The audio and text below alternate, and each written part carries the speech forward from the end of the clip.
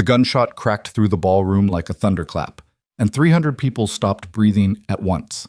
Crystal chandeliers still blazed overhead. Champagne still fizzled in abandoned glasses. But the elegant charity gala had become something else entirely in the space of 4 seconds. 6 men in black masks had poured through the service entrance, and they weren't there for the shrimp cocktail. They wanted her.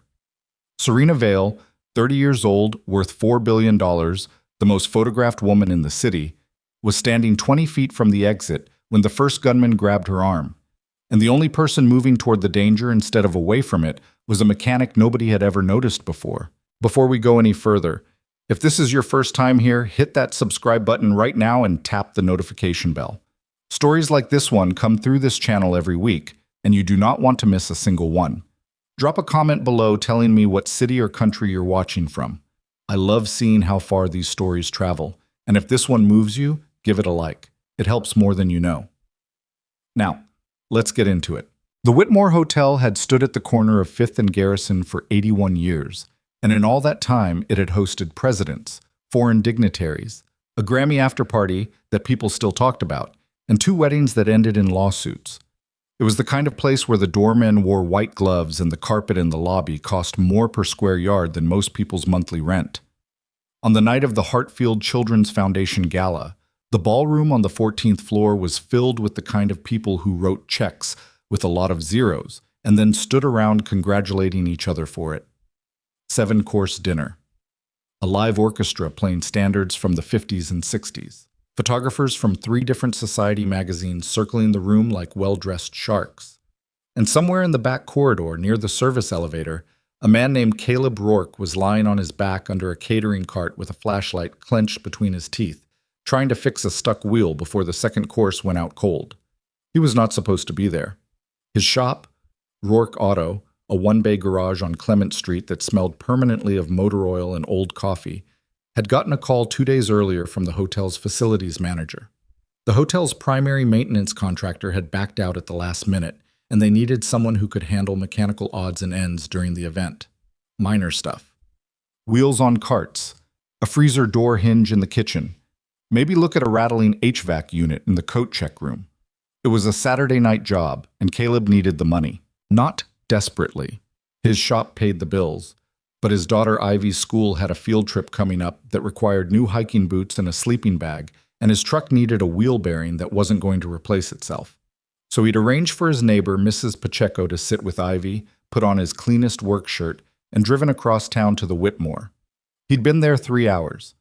Fixed the catering cart wheel, replaced the coat check hinge, determined that the HVAC rattle was a loose screw on a vent cover, which took 45 seconds to tighten. He was supposed to check in with the facilities manager one more time before heading home. He was thinking about whether Ivy had remembered to brush her teeth. The first sound wasn't a gunshot. It was a scream, sharp, female, cut off fast. Then a crash, like a tray of glasses going over. Then, half a second later, the gunshot. A single crack that punched through the ceiling and sent plaster dust sifting down onto the corridor floor. Caleb was on his feet before the echo died. He didn't think about it. That was the thing nobody who hadn't been in that life would understand. There was no moment of frozen deliberation, no rational cost-benefit analysis. His body simply went toward the sound, and his mind caught up a few steps later. He pushed through the service door into the ballroom. What he saw? Chaos. 300 people in formal wear scrambling for the walls, for the floor, for the exits. Tables overturned. A woman in a red dress crawling toward the kitchen doors with blood on her knee from where she'd fallen. The orchestra's chairs knocked over, instruments abandoned on the stage. And in the center of it, 6 men in black tactical masks and dark clothing, moving with the kind of practiced coordination that told Caleb everything he needed to know about what he was dealing with. Not amateurs, not desperate kids with a bad idea. These were people who had run scenarios, who had a plan, who had done something like this before. 4 of them held the room.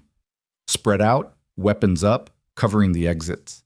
The other 2 had converged on a woman near the east side of the ballroom, close to the floor-to-ceiling windows that overlooked the city. Even from across the room, Caleb recognized her. Serena Vale. You'd have had to be living under a rock not to know her face. The youngest self-made billionaire in the state's history, Her picture had been on the cover of 3 national magazines in the past year alone. She'd built her money in logistics software, a platform that had quietly revolutionized supply chain management before most people knew what supply chain management was. The press loved her because she was young and photogenic and occasionally said things in interviews that surprised people. Right now, she did not look like a magazine cover. She looked like a woman who was furious and terrified in equal measure, and who was trying very hard not to let the terror win. One of the gunmen had her left arm twisted behind her back. She was on her feet, not cooperating, which was making him angry. "Stop moving," he said, loud enough for Caleb to hear across the room. "Stop moving, or I will put you on the floor." "You're making a mistake," Serena said. Her voice was tight, controlled. "I don't know who hired you, but you're making a mistake. Shut up. Let go of my arm." He yanked it higher. She made a sound through her teeth that she immediately suppressed. Caleb was already moving. "I wasn't running." Running attracted attention. He was using the overturned tables, the downed chairs, the panicked crowd pressing toward the walls. Moving through the chaos like he was part of it. His eyes were doing what they'd spent years being trained to do, tracking the 6 men simultaneously, cataloging positions, calculating angles, identifying the one thing in his favor. The 2 men holding Serena had their backs partially to the window, which meant they had their backs partially to him. He was 12 feet away when the second man noticed him. "Hey!" Caleb was already committed. He came in low and fast, driving his shoulder into the man holding Serena's arm, not at full force, but precisely. The kind of hit that breaks a grip without dropping the person, because a dropped person with a weapon is a complication. His right hand went to the man's wrist, a specific twist, the kind that creates an involuntary release. The grip broke. "Move," Caleb said, and he wasn't talking to the gunman. Serena moved. She was fast.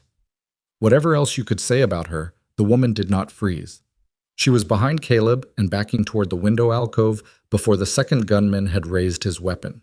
What happened next was not graceful. It was not cinematic.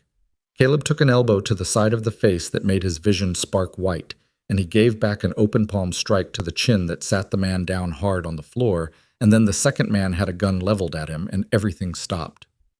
"Don't!" the gunman said. The room was very quiet. Caleb stood between Serena and the weapon, breathing through his nose. His cheek was already starting to swell. He assessed the situation the way you do when you've been in situations like this, quickly, honestly, without wishful thinking.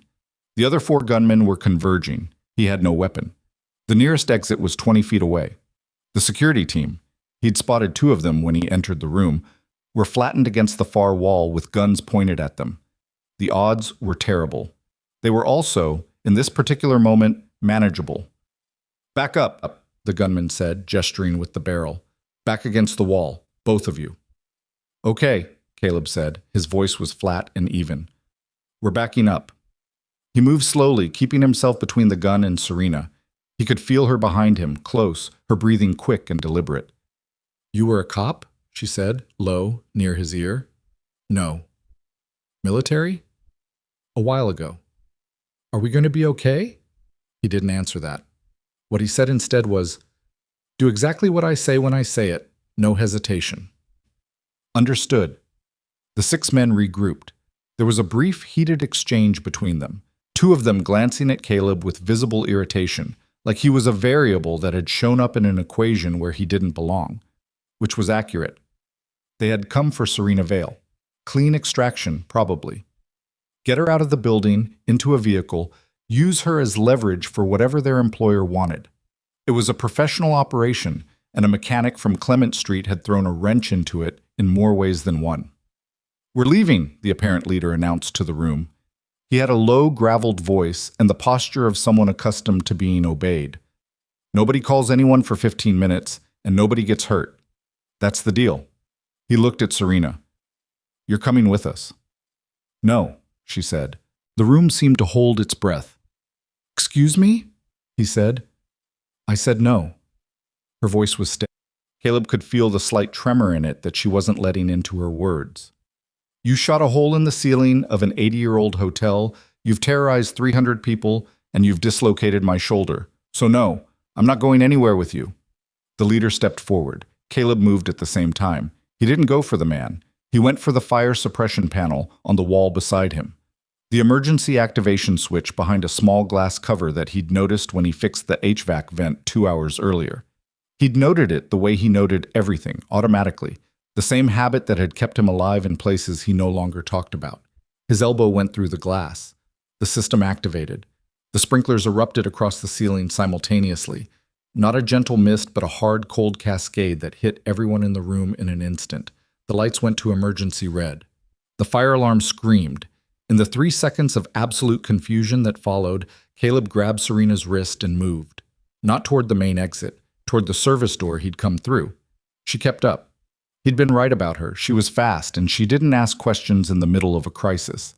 They went through the service door into the back corridor, and Caleb pulled it shut behind them and shoved a catering cart in front of it. "The elevator," she said. "Stairs." He was already moving. "They'll have someone on the elevator." "How do you know?" "Because that's where I'd have someone." They took the stairs.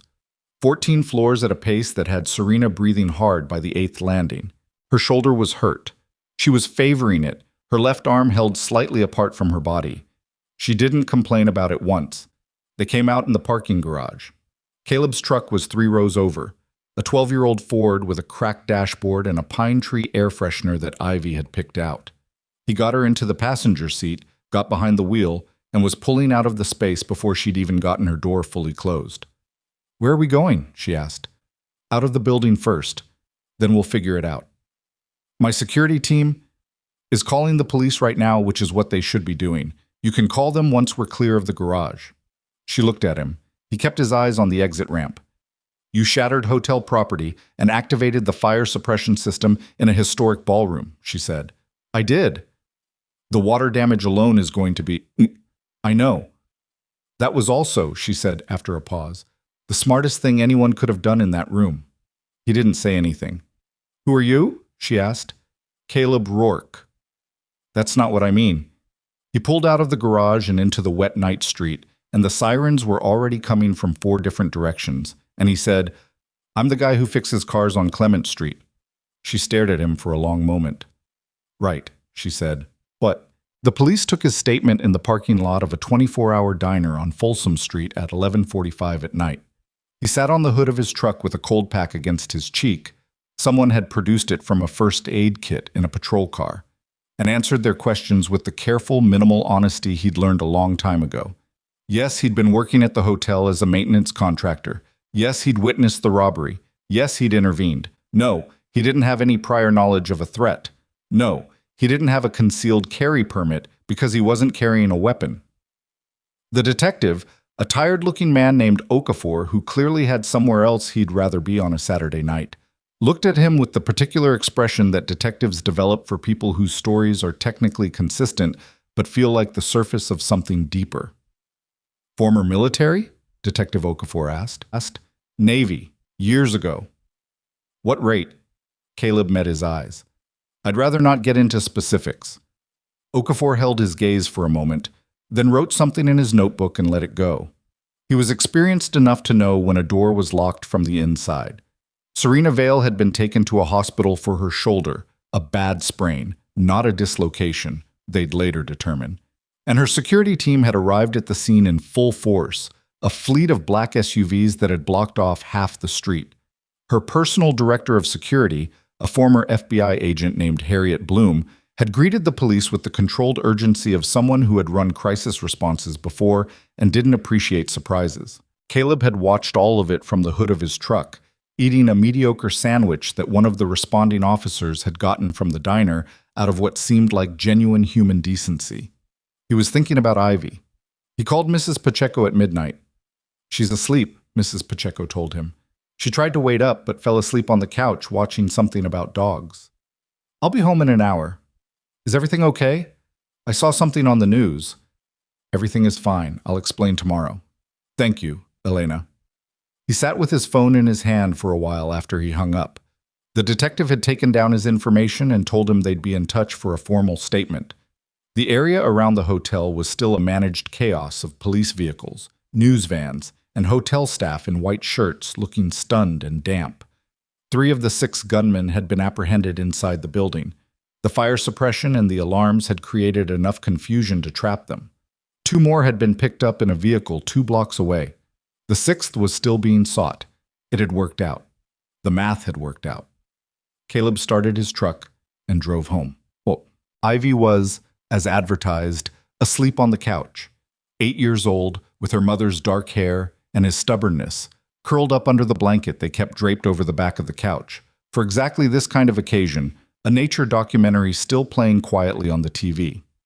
On screen, a pack of wild dogs was engaged in something that looked complicated. He stood there for a moment just looking at her. Then he turned off the TV, got a glass of water from the kitchen, sat at the small table where they ate breakfast every morning, and stared at the far wall for a while. His cheek hurt. His ribs ached in a way that would be worse in the morning. His hands were steady, which they always were. That was one thing the training had given him that he hadn't been able to shake even when he'd wanted to.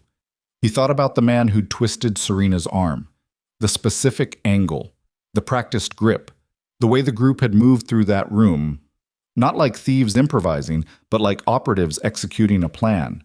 That nagged at him. He pushed it away, got up, carried Ivy to her room without waking her, which he could still do even though she was getting heavier every month and probably had another year or 2 before she'd be too big for it. Pulled her blanket over her, looked at her for another moment. Then he went to bed, set his alarm for 6:15 because she liked pancakes on Sunday, and told himself that was the end of it. He was wrong. The next 4 days were strange. The hotel robbery was all over the news, which he'd expected. What he hadn't expected was how quickly his name surfaced in coverage. He hadn't told any reporters anything. He'd given his statement to the police and left. But someone had talked. Hotel staff, maybe. Or one of the other guests who'd been near enough to see what happened. By Tuesday, his name was in 3 separate online articles. Caleb Rourke, a mechanic working at the hotel, intervened during the attack. The pieces were light on detail because he'd given no detail to offer, but the broad strokes were enough. His phone started getting calls from numbers he didn't recognize. He stopped answering. His shop stayed busy. People kept their feelings separate from their cars mostly. Mrs. Abramowitz brought in her Buick for an oil change and said only, "I heard about what happened, dear." That was very brave. And then talked about her grandson for 20 minutes, which was their usual dynamic. Ray from the tire place 2 doors down stopped by with a 6-pack of decent beer, set it on the workbench, and said, "Good job, man," before walking back out without further discussion. That was more or less how Caleb preferred things. On Thursday morning, a black car, not a taxi, not a rideshare, but a hired car with tinted windows, parked in front of the shop at 9 a.m., and a woman in a gray suit got out and asked if she could speak with him. Her name was Harriet Bloom, Director of Security, Serena Vale Enterprises.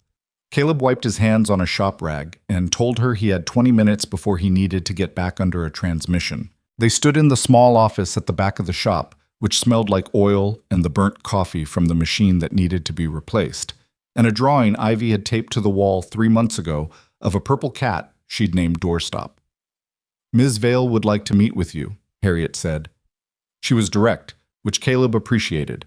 No warm-up, no throat clearing. "At your convenience, she understands you're running a business." I gave my statement to the police.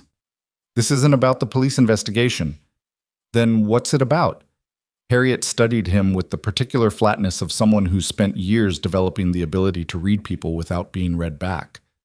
She'd prefer to explain that herself. Caleb looked at the drawing of Doorstop the purple cat. "Where?" he said. "Gita." Serena Vale's office occupied the top 2 floors of a building downtown that was, architecturally, the kind of thing that made you wonder what the architect was trying to prove. All glass and sharp angles, with a lobby that had a tree growing in it. An actual, full-size tree in the middle of the lobby floor, coming up through a circular opening in the marble and going all the way to the atrium ceiling 30 feet up. Caleb had found parking 3 blocks away and walked. He was wearing his second cleanest shirt. She met him herself in the conference room on the 31st floor, rather than making him wait. He'd half expected to be staged in a reception area for a while. That was how these things usually worked, the deliberate choreography of status. But she was already there when Harriet walked him in, standing at the window with a cup of coffee that looked like it had gone cold. Her left arm was in a soft brace. She looked different from the gala, which made sense. Different from the magazines, too, actually. Her hair was pulled back practically. She had dark circles under her eyes that no one had photographed. She looked tired and wary and like someone who had been thinking hard about something for several days. "Mr. Rourke," she said. "Ms. Vale." "Coffee?" "I'm okay." She gestured to the table and they both sat. Harriet took a position near the door, present but not participatory, which Caleb noted. "I've been trying to figure out how to start this conversation," Serena said. "I thought about thanking you, but I've already done that through official channels, which I understand is not the same thing." She looked at him directly. "So, thank you for what you did in that ballroom. Most people ran." "Most people should run," he said. "That's the correct response to armed men with guns. And yet, I had some context they did." "Former Navy SEAL," she said. He didn't confirm or deny. He just looked at her. "I had you looked into," she said.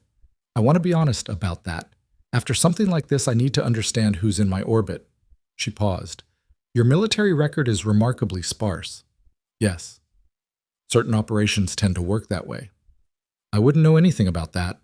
She almost smiled. It didn't quite make it. "Right." She set down her coffee cup. "The robbery wasn't random, Mr. Rourke. The police know this, my security team knows this, and I imagine you suspected as much." "The way they moved," he said. "The preparation. They were specifically targeting me. Someone contracted them." She kept her voice even, but there was something underneath it. Not fear exactly, but the awareness of fear, like someone standing at the edge of something and looking down. "The investigation is ongoing. My security team is working with federal investigators. But the threat isn't resolved. Whoever hired those men is still out there, and they're still interested in me." Caleb waited. "I have a proposal for you," she said, "and I need you to hear the whole thing before you respond." "Okay." "I want to offer you a position. Publicly, it would look like a personal security advisory role. You'd be visible, you'd be present at certain events. Your name would be associated with my security operation." She folded her hands on the table. "Privately, I need someone who can do what you did the other night. Identify weaknesses, anticipate threats, think like the people who are trying to get to me." "You have a security team," Caleb said. "I have an excellent security team. Harriet is one of the best in the business." She glanced toward the door. "But you saw something in that ballroom in 30 seconds that my entire team missed. I don't know exactly what your background involves, and I suspect you're not going to tell me, but I know what you can do under pressure." "I have a business." "I'm aware. The compensation would be significant enough that—" "I have a daughter," he said. Silence. "She's 8, he continued. "She goes to school on Clement Street. She likes purple and hates mushrooms, and she's supposed to be in a school play in 6 weeks. My life is my shop and my daughter, and what happened at that hotel is not something I'm looking to build a career out of." Serena looked at him for a long moment. "I understand," she said. And then, carefully, "I'm going to be straightforward with you because I think you'd see through anything less than that. I'm scared. I don't say that to many people, and I especially don't say it to people I've known for 45 minutes. But I'm scared, and the people I'm paying to keep me safe are very good at their jobs, but they're operating without the kind of information I think you could help me find." The room was quiet. Caleb looked at the cold cup of coffee on the table between them. "Let me think about it," he said. He drove home, picked Ivy up from school, made dinner. Spaghetti with the jarred sauce she preferred over his homemade because she was 8 and had inexplicable opinions about tomatoes. Helped her with a worksheet about fractions that was more conceptually interesting than he'd expected. After she went to bed, he sat at the kitchen table again. He thought about what Serena Vale had said. "I thought about the 6 men in that ballroom, and the one who'd gotten away, and the someone who had hired all 6 of them. He thought about the grip on Serena's arm, practiced, professional. He thought about his daughter asleep down the hall. He got up, went to the small drawer in the kitchen where he kept miscellaneous items, takeout menus, a tape measure, batteries, things that didn't have another home, and found the card that Harriet Bloom had given him before he left the office. He stood there holding it. Then he went back to bed. He didn't sleep well. But that wasn't new. He called Harriet Bloom at 7:15 the next morning, from the parking lot behind his shop before he opened up, sitting in the cab of his truck with the engine running for heat because October had decided to arrive early that year and mean it. "Mr. Rourke," she answered on the second ring. No surprise in her voice, like she'd been expecting the call. I have conditions, he said. I'll relay them to Ms. Vale. No, I want to say them directly to her. A brief pause. I can arrange that for this afternoon. I need to be back by 3:15, school pickup. Another pause, slightly longer. 2 o'clock, same conference room. He hung up, unlocked the shop, and spent the morning underneath a Subaru with a front axle problem that required more attention than it had any right to, which was fine because it kept him from thinking too hard about what he was doing. Mrs. Pacheco from next door knocked on the shop door at noon, as she sometimes did, carrying a container of soup she said was left over, but which Caleb had long suspected she made specifically for the purpose of delivering to him. She was 67 and had known him since he moved to Clement Street 6 years ago, when Ivy was barely 2 and he was still figuring out how to be the only parent of a toddler while also keeping a business alive. You look like you didn't sleep, she said, setting the container on his workbench. I slept fine. You look like you're lying. He didn't argue with that. There was more about you on the news this morning, she said. Channel 4 did a whole segment. I know. They couldn't find a photo of you, so they used a picture of your shop from the street. He looked up from the soup. Of course they did. Ivy is going to see it. I know, Elena. She looked at him the way she sometimes did. Not with pity, but with the particular steady regard of someone who had watched him manage everything alone for years, and had quietly decided that occasionally noting the weight of that was both her right and her responsibility. Whatever it is you're thinking about doing, she said, be careful. He drove downtown at 1:30, found parking 1 block closer this time, wore the same shirt as before because it was already the cleanest one he owned, and he'd hung it up carefully after the last meeting. Serena Vale was in the conference room again, but this time there was a second person present, a man in his early 50s, compact and gray-haired, with the look of someone who had been reading serious documents for long enough that his eyes had developed a permanent state of mild squint. Serena introduced him as Martin Cho, her general counsel. Caleb sat down. My conditions, he said, without preamble. Serena nodded. Martin Cho clicked a pen. My daughter stays out of this entirely.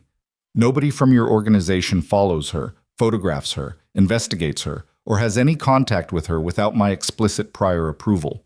Her name doesn't appear in any document related to this arrangement. Agreed, Serena said. My shop stays open. I'll work my regular hours. If you need me for something that conflicts with my schedule, we negotiate around my schedule, not the other way around. Reasonable, Martin said. Whatever role you're presenting publicly, security consultant, whatever the title is, I control what I say and don't say about my background. I won't lie to police or federal investigators, but I won't volunteer what I don't have to volunteer. My service record is mine. We're not asking you to compromise anything related to your service, Serena said. I know, I'm telling you anyway. She held his gaze. What else? This ends when the threat ends. Not when it's convenient for you, not when your team thinks it's probably fine, when it's actually over. How do we define that? Martin asked. I'll know, Caleb said. Martin looked at Serena. Serena looked at Caleb. Something moved across her face. Not quite amusement, not quite respect, some combination of the two that she didn't try to suppress. Those are your conditions, she said. That's all of them. Then we have an agreement. She extended her hand across the table. He shook it. Her grip was firm and direct, which he'd somehow already known it would be. There's something else I need to tell you, she said, not releasing the handshake immediately, but not quite holding it either, just a half-second longer than necessary. Something I didn't say in our first meeting. He waited. She sat back. My security team has identified a possible source for the funding behind the robbery. We're not certain yet. The financial trail is deliberately complicated, but there's a name that keeps appearing at the edges of it. A man named Gideon Voss. The name landed in the room like a dropped object. Caleb kept his face exactly where it was, years of practice. He was aware distantly of his own heartbeat. Do you know that name? Serena asked. She was watching him. Where did it come from? He said. Federal investigators flagged him. He's a businessman. Operates in real estate, private logistics, some financial services. Legitimate on the surface, but there are old connections to organized interests that never fully went away. She paused. My team has been doing parallel research, and his name showed up in 2 places that connected back to a shell company that funded the robbery. It's not confirmed yet, but it's there. Caleb took a slow breath through his nose. That name means something to you? She asked again. Her voice was quiet, careful. When you have something confirmed, he said, tell me. She studied him for a moment, then nodded. She was smart enough not to push. Martin Cho produced a one-page summary of the arrangement terms, a letter of agreement that was deliberately vague on specifics, which was intentional and which Caleb appreciated. He read it twice, signed it, and took the copy Harriet handed him. He was back at the shop by 3 o'clock. He picked up Ivy at 3:15, as scheduled, and she talked the entire way home about a disagreement between two of her classmates that had something to do with a shared eraser and a perceived violation of a previously established lending agreement, and the geopolitical complexity of it made him feel, briefly, that some things in life were refreshingly simple. That night, after Ivy was asleep, he sat at the kitchen table with a legal pad and wrote one name in the center of the page, Gideon Voss. He sat looking at it for a while. Then he wrote, below it, a date, 7 years ago. And below that, 3 words he immediately crossed out so heavily they were illegible, because some things didn't need to exist on paper even if they couldn't be removed from memory. He tore the page off the pad, folded it 4 times, and burned it over the kitchen sink with a lighter he kept in the junk drawer, running the water to take the ash down the drain. Then he went to bed. He didn't sleep at all. The public arrangement was announced quietly, almost as an afterthought in a brief press release from Serena Vale Enterprises. 3 days later, Caleb Rourke, a decorated veteran, has been retained in an advisory capacity for security operations. Mr. Rourke assisted during the October incident at the Whitmore Hotel and brings relevant operational experience to the team. The press took it and ran with it for about 48 hours. A few outlets tried to find more on Caleb, but there wasn't much to find. No social media, a business with a clean but unremarkable footprint, no public records of note. The Chronicle ran a piece that included the photo of his shop and a quote from Ray at the tire place, who said Caleb was a real solid guy, keeps to himself, good with engines, which was accurate and told people nothing useful. The attention died down, which was what Caleb had counted on. What the press release did not mention was the actual nature of what Caleb was doing, which was spending 3 evenings a week at Serena's estate in the hills, walking her security perimeter and finding things that bothered him. The estate was serious infrastructure, 12-foot walls, cameras on a 60-second rotation, a gatehouse with 2 staff who were both former law enforcement. Harriet Bloom had built the system over 2 years, and it was genuinely good work. But good work and perfect work were different animals, and Caleb's particular gift had always been finding the gap between them. Camera 6, he said, on his second visit, standing in the garden with Harriet while the evening fog came in off the bay. He pointed to a spot along the east wall where a section of mature hedge had grown into the corner of 2 walls, creating a shadow that existed outside the rotation overlap. 11-second blind window, every rotation. If someone knew the timing and was patient, they could use that corner. Harriet looked at it, looked at him. How long did it take you to find that? About 4 minutes. She was quiet for a moment. We'll move that camera. Or trim the hedge, either works. I'll trim the hedge. Moving cameras creates new gaps. I know, I just wanted to see which one you'd pick. She looked at him sideways. You were testing me. I was checking your instincts. He moved toward the next section. They're good. It was in its way a compliment, and Harriet accepted it as such without making anything of it, which he respected. The estate itself was large without being ostentatious, at least by the standards of people whose net worth had 9 figures. The main house was a converted 1930s Mediterranean, with additions that had been done carefully enough not to look like additions. There was a guest house, a proper kitchen garden that actually looked used, and a pool that looked like it mostly served as a reflecting surface for the surrounding landscaping. Nothing about it screamed wealth the way some properties of that scale did, which surprised him. He mentioned it once to Serena. They'd fallen into an odd rhythm during his visits. The formal parts of his time there involved walking the grounds with Harriet and reviewing camera feeds and access logs. But in the evenings, in the hour or so before he drove back to the city, he sometimes ended up in the kitchen or on the back terrace, and Serena had a habit of appearing in those spaces. He wasn't sure if it was deliberate or incidental. The house, he said, on a Tuesday evening in early November, when the fog had come in thick and the city below the hills was invisible. It's not what I expected. She was holding a mug of tea that she'd offered to share and that he'd declined. What did you expect? More. She considered that. I bought it because the kitchen faces east. I like morning light. She paused. Is that a strange reason? It's a real reason. Those are usually the right kind. She looked at him. Do you always do that? Do what? Say something that sounds simple but isn't. He didn't have an answer for that, so he looked out at the fog.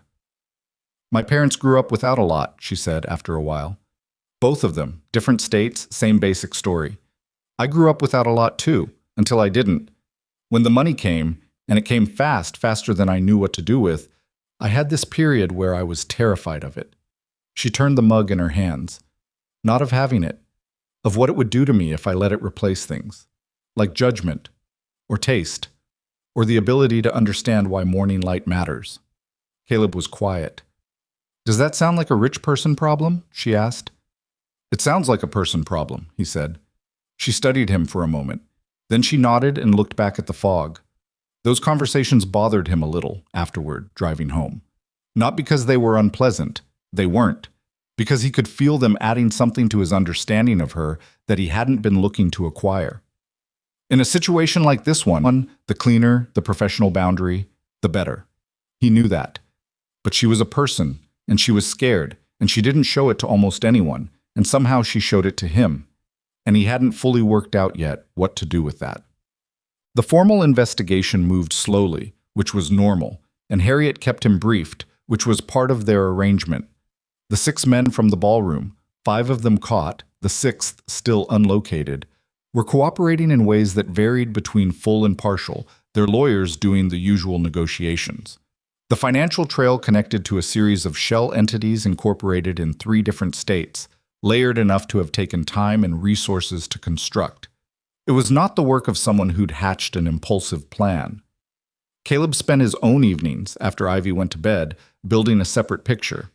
He still had contacts, not the kind you put in a phone, the kind you reach through 3 or 4 steps, through people who have no reason to question why you're asking and every reason to trust that you have one. The SEALs were not like other communities. The men you served with became a kind of permanent weather system in your life. You could not predict when they'd appear, but you knew they were always somewhere on the horizon. The man he eventually reached was someone he'd served alongside during his 3rd deployment, a quiet Louisianan named Tressard, who had left the military 4 years before Caleb and had since built a career doing the kind of private intelligence consulting that technically existed in a gray area, but had never, to Caleb's knowledge, produced anything that caused him to lose sleep. He wasn't a criminal. He was a man who knew how to find things in places where things were hidden. Caleb called him from a burner phone he'd purchased with cash. This is a surprise, Tressard said.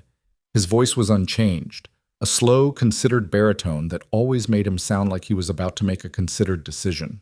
It's been what, 4 years? 3.5. You fixed that engine noise I was hearing on the Silverado. The heat shield was loose. Best $80 I ever spent. A pause. What do you need? Gideon Voss, what do you know about him now? The silence on the other end lasted long enough to be informative. So that name found you, Tressard said. Not a question. You know him. I know of him. And I know what he was connected to, back when. Another pause. How close is he to whatever situation you're in? That's what I'm trying to determine. How much do you want to know? Everything current. Tressard exhaled slowly. Give me a few days. I'll reach out on this number. Make it quick. You sound like you're worried. I've got a reason to be. He didn't explain further, and Tressard didn't ask. That was the other thing about those relationships. The information economy between them ran on a currency of trust that didn't require the full picture to be effective. He drove to school pickup the next day. Ivy came out wearing her backpack on one shoulder the way she'd been doing lately. He'd told her twice that it wasn't good for her spine, and she'd responded both times with the particular expression of an 8-year-old who has heard something and has actively chosen to process it as background noise. Dad, she said, getting in the truck and immediately not putting on her seatbelt. Seatbelt, he said. She put it on with the expression still in place. Mrs. Petrova said there's a parent observation day on the 22nd. Okay. She said you have to RSVP. I'll do it tonight. She said, "Last month you said that about the fall curriculum night, and then you forgot." "I'll do it tonight," he said. "She wrote it on a paper in my bag. I'll find it. She wrote it in red. Ivy. I'm just saying." He found it that night, in red, exactly where promised. He emailed the RSVP at 9 p.m. and put the date in his phone calendar with an alarm set for 3 days prior, because Mrs. Petrova was not wrong. And he had, in fact, forgotten the fall curriculum night. 3 days later, Tressard called back. "Voss is cleaner than he was 7 years ago," he said, "on the surface. The organized connections are harder to trace. He spent money and time putting distance between himself and the old networks. But they're still there, threaded through the business operations. Real estate, logistics, some financial services holdings that don't quite make sense if you model the revenue against the overhead. Same sectors as the shell companies tied to the robbery," Caleb said, "which is not a coincidence." Tressard paused. "Here's the part that's going to bother you. About 8 months ago, there were some quiet inquiries. Not public, not even semi-public, just the kind of thing that moves through certain channels. About Vale Enterprises. Specifically about the security weaknesses, the personnel, the patterns." Caleb was very still. "Someone was building a profile on her," he said. "On her operation. 8 months of groundwork before the robbery. That's not a hired crew of opportunists. That's a sustained operation." "Correct." Tressard's voice was careful, measured. "And here's the other part. Voss had a subsidiary. It's been dissolved now, folded into another entity, but it existed 18 months ago. That had a name I recognized." He said the name. Caleb closed his eyes for exactly 1 second. "That's the same entity," Caleb said. "Yes." "From 7 years ago." "Yes." There was a long silence on the line. Outside the kitchen window, the night was cold and clear, and somewhere down the street a dog was barking at something and eventually stopped. "It's the same network," Tressard said quietly. "Different shape, different surface, but the same route. Whatever you were involved with 7 years ago, whatever the final operation was, Voss was connected to what was on the other side of it. He would have had reason to hold a grievance." "He's not holding a grievance about me," Caleb said. "He wouldn't have known my name 7 years ago." "Maybe not then, but the hotel robbery is all over the news. Your name is in it now. And if he's involved in what happened to Serena Vale and he sees your name connected to her defense, he'll make the connection. He might already have." Caleb stood at the kitchen counter for a long moment after he hung up. He thought about the trajectory of it, the geometry of how a past could circle back on a person regardless of how far they ran from it. He'd come to Clement Street because of Ivy, because she needed something stable and ordinary, and he was the only person available to provide it, and providing it had required him to put the other version of himself in a box, and close the lid, and set the box on a very high shelf, and not look at it. The shelf was still high, but the box had been opened. He needed to tell Serena. Not everything. Not the parts that were classified and would stay that way until the relevant parties died or the laws changed, whichever came first, but enough. She deserved to understand why his presence in her situation was more complicated than a mechanic happening to be nearby on the wrong night. He called Harriet and set a meeting for the following morning. He sat across from Serena at the same conference room table, which by now had the comfortable familiarity of a place you've had difficult conversations before and survived. "I need to tell you something about Voss," he said. She folded her hands on the table. "Okay. The connection your team found to the robbery, I believe it's accurate, and I believe the threat isn't resolved. It's also not going to be resolved quickly." "Why?" "Because this isn't someone who made an impulsive decision to target you. The groundwork on this started 8 months before the robbery. The financing ran through entities that have existed for years. Whoever organized this is patient, and they're not finished." She absorbed that, didn't flinch. "And Voss is the person behind it." "I believe so." "What's your basis for that?" "Because the federal investigation is moving toward him, but slowly." He took a breath. "I have sources from my previous life. I reached out to one of them. The entity that funded the robbery traces back, through several layers, to an operation that Voss's organization had a direct connection to 7 years ago." Serena was looking at him the way she sometimes did when she was processing something she hadn't expected. 7 years ago," she said. That was when you left the Navy. Yes. The final operation. He didn't confirm or deny. Were you involved with Voss's operation? She asked. We were on opposite sides of something, he said carefully. I didn't know his name then. I don't think he knew mine. But if he's as well-resourced as I believe, and if he's seen my name connected to your defense, he may have made connections I didn't expect to become relevant. The room was quiet. Which means, Serena said slowly, that you being here isn't just about what you can do for my security. It may have made me a more interesting target. He met her eyes. Yes, that's possible, and you deserve to know it. She was quiet for a long time. Not the kind of quiet that meant she was retreating, the kind that meant she was thinking hard and precisely, which he'd come to recognize as different. Okay, she said finally. Okay? You told me. You could have not told me, and I wouldn't have known the difference. You told me. She picked up her pen and set it down again. The arrangement stands. You're not going to be upset. I'm not happy about it, but being upset at you for having a history you couldn't control is not useful, and I don't generally do things that aren't useful. She looked at him steadily. What I'm going to do is tell Harriet, and I'm going to loop in our federal contact with the additional information, and we're going to treat this as even more serious than we already were. That's the right response. I know. A pause. What are you going to do? He thought about the box on the high shelf. Prepare, he said.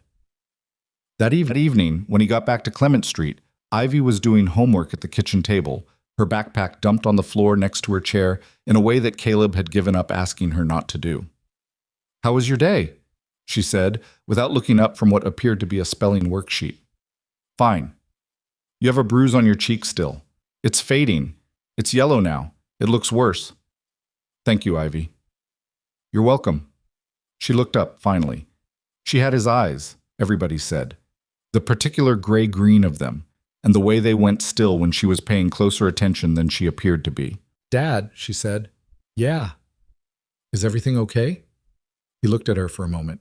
8 years old, sitting at their kitchen table with a spelling worksheet and a backpack on the floor, and the rest of her life ahead of her. Everything is okay, he said. She looked at him the way she sometimes looked at him. Not like a child accepting a parental assurance, but like someone who was deciding how much to push. She went back to her worksheet. Perpendicular, she said. How do you spell perpendicular? He sat down next to her and told her. He made dinner. He signed the parent observation day form. He helped her practice spelling until she could write perpendicular without looking, which took 7 tries and ended with her writing it correctly, and then immediately writing it wrong the next attempt, which was how learning actually worked. After she was asleep, he sat at the kitchen table in the quiet. He hadn't signed on to this for the money, though the money was real and addressed several practical problems. He hadn't signed on to it because Serena Vale had asked him to, though he'd found, more than he'd expected, that he respected the way she operated. He'd signed on to it because of the name Gideon Voss. And now, sitting in the kitchen of the small house on Clement Street with his daughter asleep down the hall, he understood something he hadn't been ready to understand in Serena's conference room. This was not a situation he could observe from a careful distance and manage through strategy alone. It was going to come to something. It always did, with men like Voss, men who had resources and patience and old grievances and no particular reason to stop. He told himself for 6 years that he was done with that world. Maybe. But the world had not finished with him. He got up, checked the locks on the doors and the windows. A habit, old and automatic, and then went to bed. And this time, unlike the nights before, he slept. Not well, but enough. He needed to be rested. There was work to do. The parent observation day at Ivy's school was on a Thursday, which meant Caleb had to rearrange 2 appointments at the shop, a brake job for a regular customer named Dominguez, and an alignment he'd promised to finish by end of week. He called Dominguez the night before, explained he had a school thing, and Dominguez said no problem because Dominguez had 4 kids of his own and understood the arithmetic of that particular obligation. The school was a public elementary 2 blocks from Clement Street, red brick and slightly too small for its enrollment, with a playground that had been repaved 2 years ago after a parent petition that Caleb had signed without being asked twice. Mrs. Petrova's 3rd grade classroom smelled like construction paper and the specific brand of hand sanitizer that schools had used for years, and the desks were arranged in clusters of 4, and the walls were covered in student work displayed with the careful equity of a teacher who understood that the child whose drawing was slightly worse than the others still needed to see it on the wall. Caleb sat in a chair that was approximately 2/3 of the size appropriate for an adult male and watched Ivy work through a reading comprehension exercise with the focused intensity she brought to things she found genuinely interesting. She did not look at him once. This was intentional. She had told him, with complete seriousness, the night before, "Don't make faces at me. It makes me lose my place." He had kept his face completely neutral for 45 minutes. Mrs. Petrova was good. He could tell that in the first 10 minutes. She moved through the classroom with purpose, crouching to be at eye level when she spoke to individual students, asking questions that required thinking rather than retrieval. She had the specific patience of someone who had decided long ago that this work was the thing they were supposed to do with their time. At the end of the observation period, she found him near the door. "Mr. Rourke," she said, "I'm glad you came." "She reminded me multiple times." Mrs. Petrova smiled. "She talks about you quite a bit, in a good way," she added, reading something in his expression correctly. "She told the class last week that her dad can fix anything with a motor." "That's approximately true." "She's doing very well. Reading comprehension is strong. She's about a year ahead of grade level. Math is solid." A brief pause. "She's also been a little quieter than usual the past few weeks. More watchful, maybe. Is everything okay at home?" He looked across the classroom at Ivy, who was now helping a classmate find something in a desk. "We've had some changes in routine," he said. "She's adjusting." Mrs. Petrova nodded. "If there's anything she needs, any support, just let us know. She's a thoughtful kid. Sometimes the thoughtful ones carry more than they let on." He thanked her. On the way out, Ivy fell into step beside him in the hallway. "You didn't make any faces," she said. "I told you I wouldn't." "You looked like you might, a couple of times." "I was reading the wall displays." She considered this. Mrs. Petrova said I was her best reader. She didn't say that exactly. She implied it. He looked down at her. "She said your comprehension was strong." "That's the same thing." "It is not the same thing." "It's almost the same thing," Ivy said, and skipped ahead toward the exit with the absolute confidence of someone who has concluded the argument satisfactorily. He'd moved Ivy's pickup routine 3 days earlier, without explaining why. Instead of the front entrance where parents queued along the sidewalk in a pattern that had been consistent since September, he now parked on the side street and came to the gym exit at the east end of the building. He told Ivy it was because parking was easier, which was true, but not the reason. The real reason was the car. He'd first noticed it 11 days ago. A dark blue sedan, late model, parked half a block from the school's main entrance on consecutive mornings. Different spots each day, but always within line of sight of the front entrance and always present during the window of Ivy's arrival. He might have dismissed it as coincidence after the first 2 days. By the 5th day, the coincidence had expired. He hadn't said anything to anyone yet. He'd photographed the plates on the 3rd day with his phone while walking past on the opposite side of the street, moving at a pace that gave no indication of interest. He'd run the plates through a contact, not Tressard, a different one, and gotten back a registration to a leasing company, which meant nothing useful and also meant something very specific. Someone was being careful.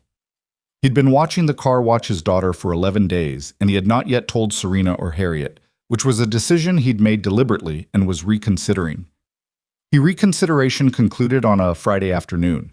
He was at the shop, under a Honda Civic with an exhaust issue, when his phone buzzed with a message from the contact he'd asked to keep an eye on the leased vehicle's activity.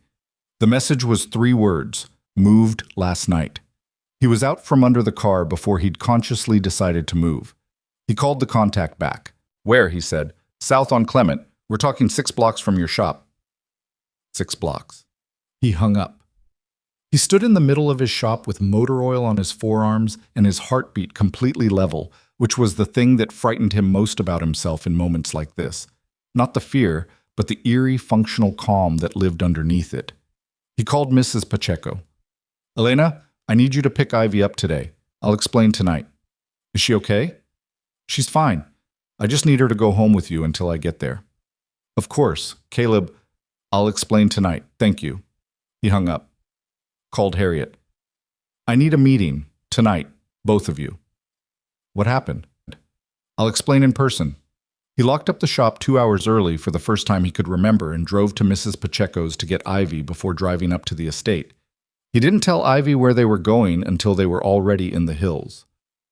Ms. Vale's house? Ivy said, looking out the passenger window at the road curving up through the fog-edged trees. For a few days. Few days. She turned to look at him. Why?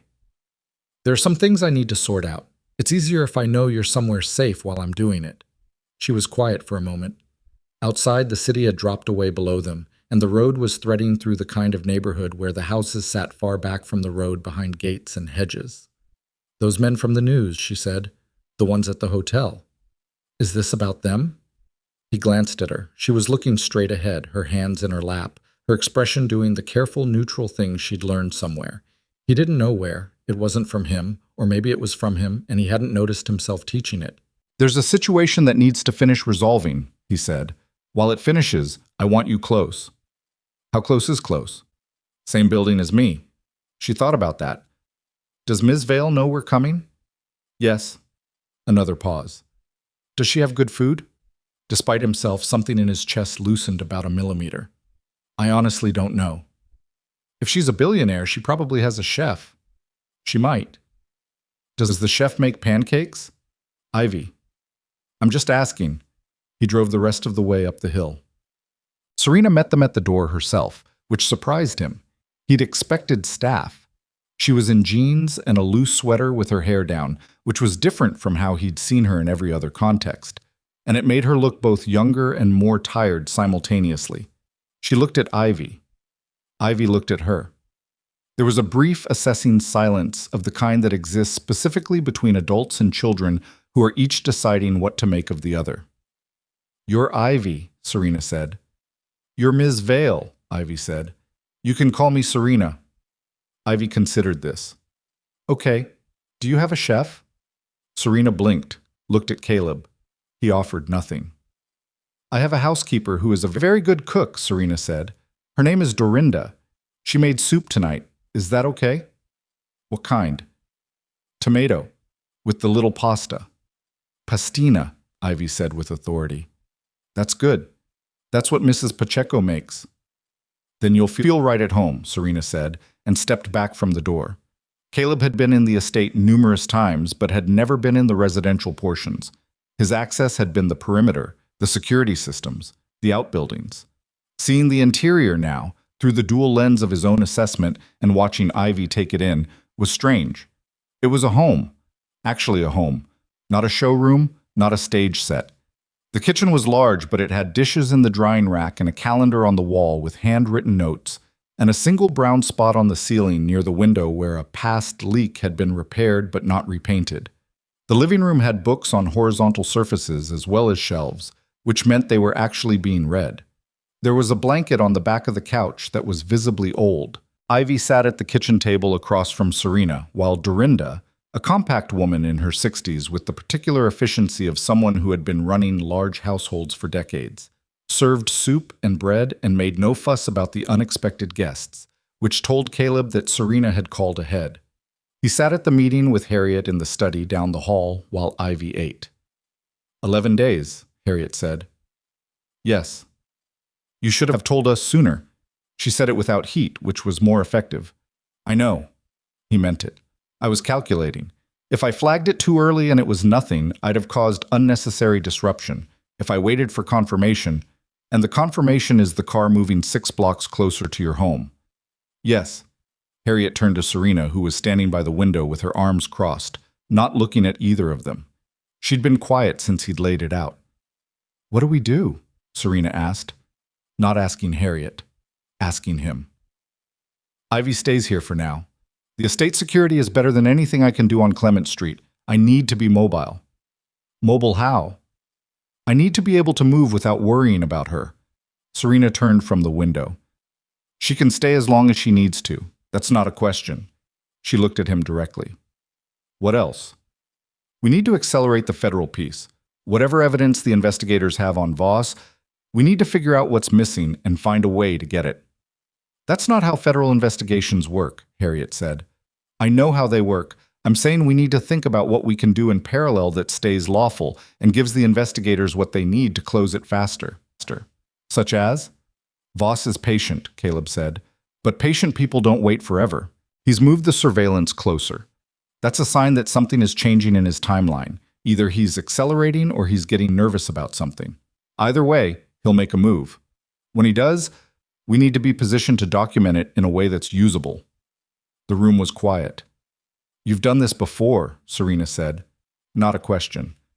Different context. Same principle? Mostly. She uncrossed her arms. Okay. What do you need from us? Ivy adapted to the estate with the pragmatic flexibility of a child who has spent her whole life watching her father adapt to things and has absorbed the skill by proximity. By the second morning, she had located the best spot in the kitchen for morning light, negotiated the use of the small television in the guest room, and established what appeared to be a working relationship with Dorinda based on shared opinions about the correct amount of butter on toast. Caleb watched it from the periphery, half grateful and half unsettled by how easily she'd adjusted. On the third day, she found the kitchen garden.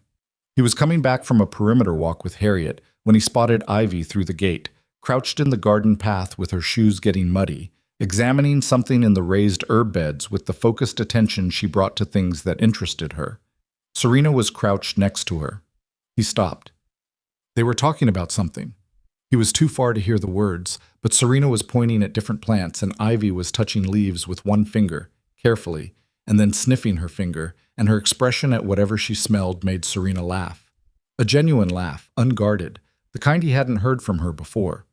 Harriet, beside him, said nothing. He watched for another moment and then continued the perimeter walk. That evening, Ivy appeared in the doorway of the room he'd been using as a workspace. The estate's small library, which had the advantage of a lockable door and a window that covered the east wall approach, and said, "Serena showed me rosemary." "Good. Did you know if you crush the leaves it smells like pine trees?" "I did know that." "She said she puts it in chicken." Ivy leaned against the doorframe. "She seems sad sometimes." He looked up from the access logs he'd been reviewing. "What makes you say that?" "She laughs, but then it goes away fast."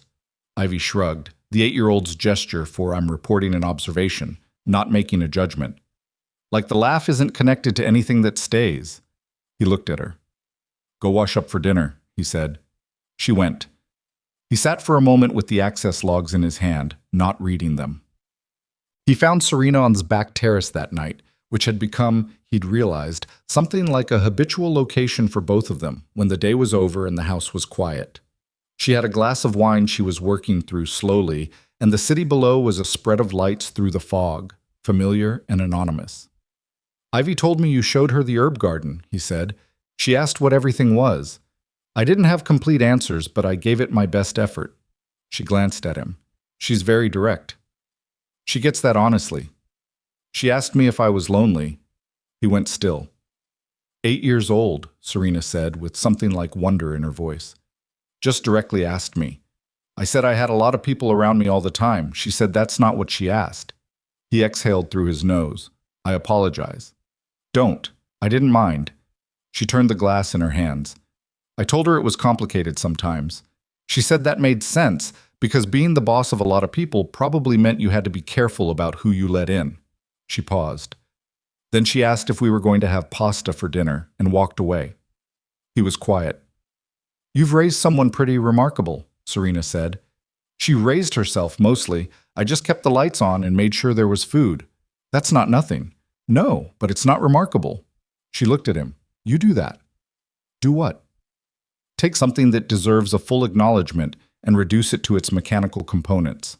She wasn't critical, just observational.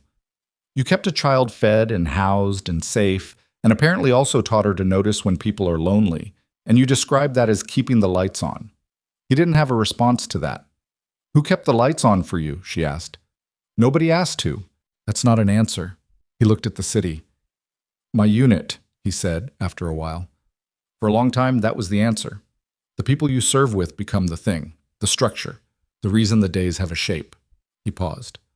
"When that ended, I had about 3 weeks of nothing, and then Ivy needed a bottle at 2 in the morning, and the days got a shape again."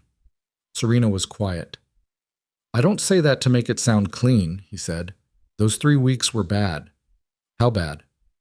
Bad enough that finding out I was going to be responsible for another person felt like a rope someone threw. She looked at him steadily. He'd said more than he'd meant to, which was happening more frequently around her than he was comfortable with. Thank you for telling me that, she said. Don't make it a thing. I'm not making it a thing. I'm just saying thank you. She looked back at the lights. I built my company alone. Not alone. I had investors, I had employees, I had people who were genuinely good at their jobs and genuinely wanted the thing to succeed. But the core of it, the decisions that mattered, were mine, and they were solitary. And I thought for a long time that was the right way, that depending on the structure of other people was a liability. It can be, she agreed, but so can the alternative. He didn't disagree. The shift came on a Tuesday, 2 weeks into Ivy's stay at the estate, without announcement or warning, because that was how things like this always came. He was in the garage at 6:40 in the morning, doing what he'd started doing most mornings, running through the previous day's camera logs, cross-referencing timestamps against the positions of the estate staff, looking for anything that registered as slightly off. It was the kind of work that looked like it should be boring and felt like it should be obvious and was in practice neither of those things. It required patience and a specific kind of attention that he'd spent years developing. He found it on camera 4 at 11:23 the previous night.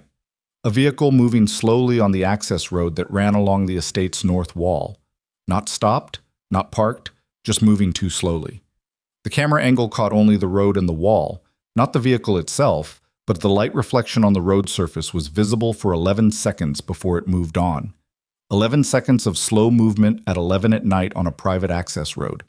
He pulled the exterior logs for the north wall sensors. No breach, no contact with the wall. So not an attempt, a reconnaissance. Someone mapping the exterior approach, the camera positions, the sight lines. He called Harriet at 6:55.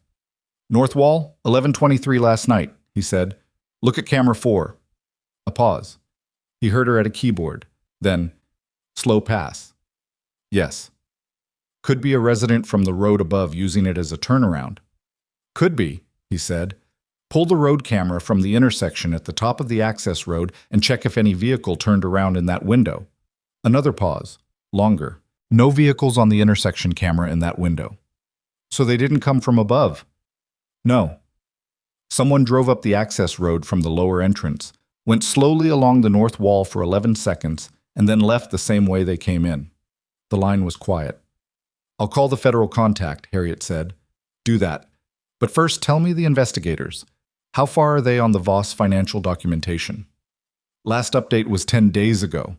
They have the shell company connections, but they need direct operational evidence, something that ties the order for the robbery to Voss specifically, not just the funding infrastructure. They need communication or direct testimony. One of the 5 they arrested has been talking, but his direct knowledge only goes 2 levels up, not to Voss. Then Voss is going to make another move. He knows the financial trail is getting traced. He doesn't want to wait for it to close in on him. He wants to change the situation on the ground. Caleb?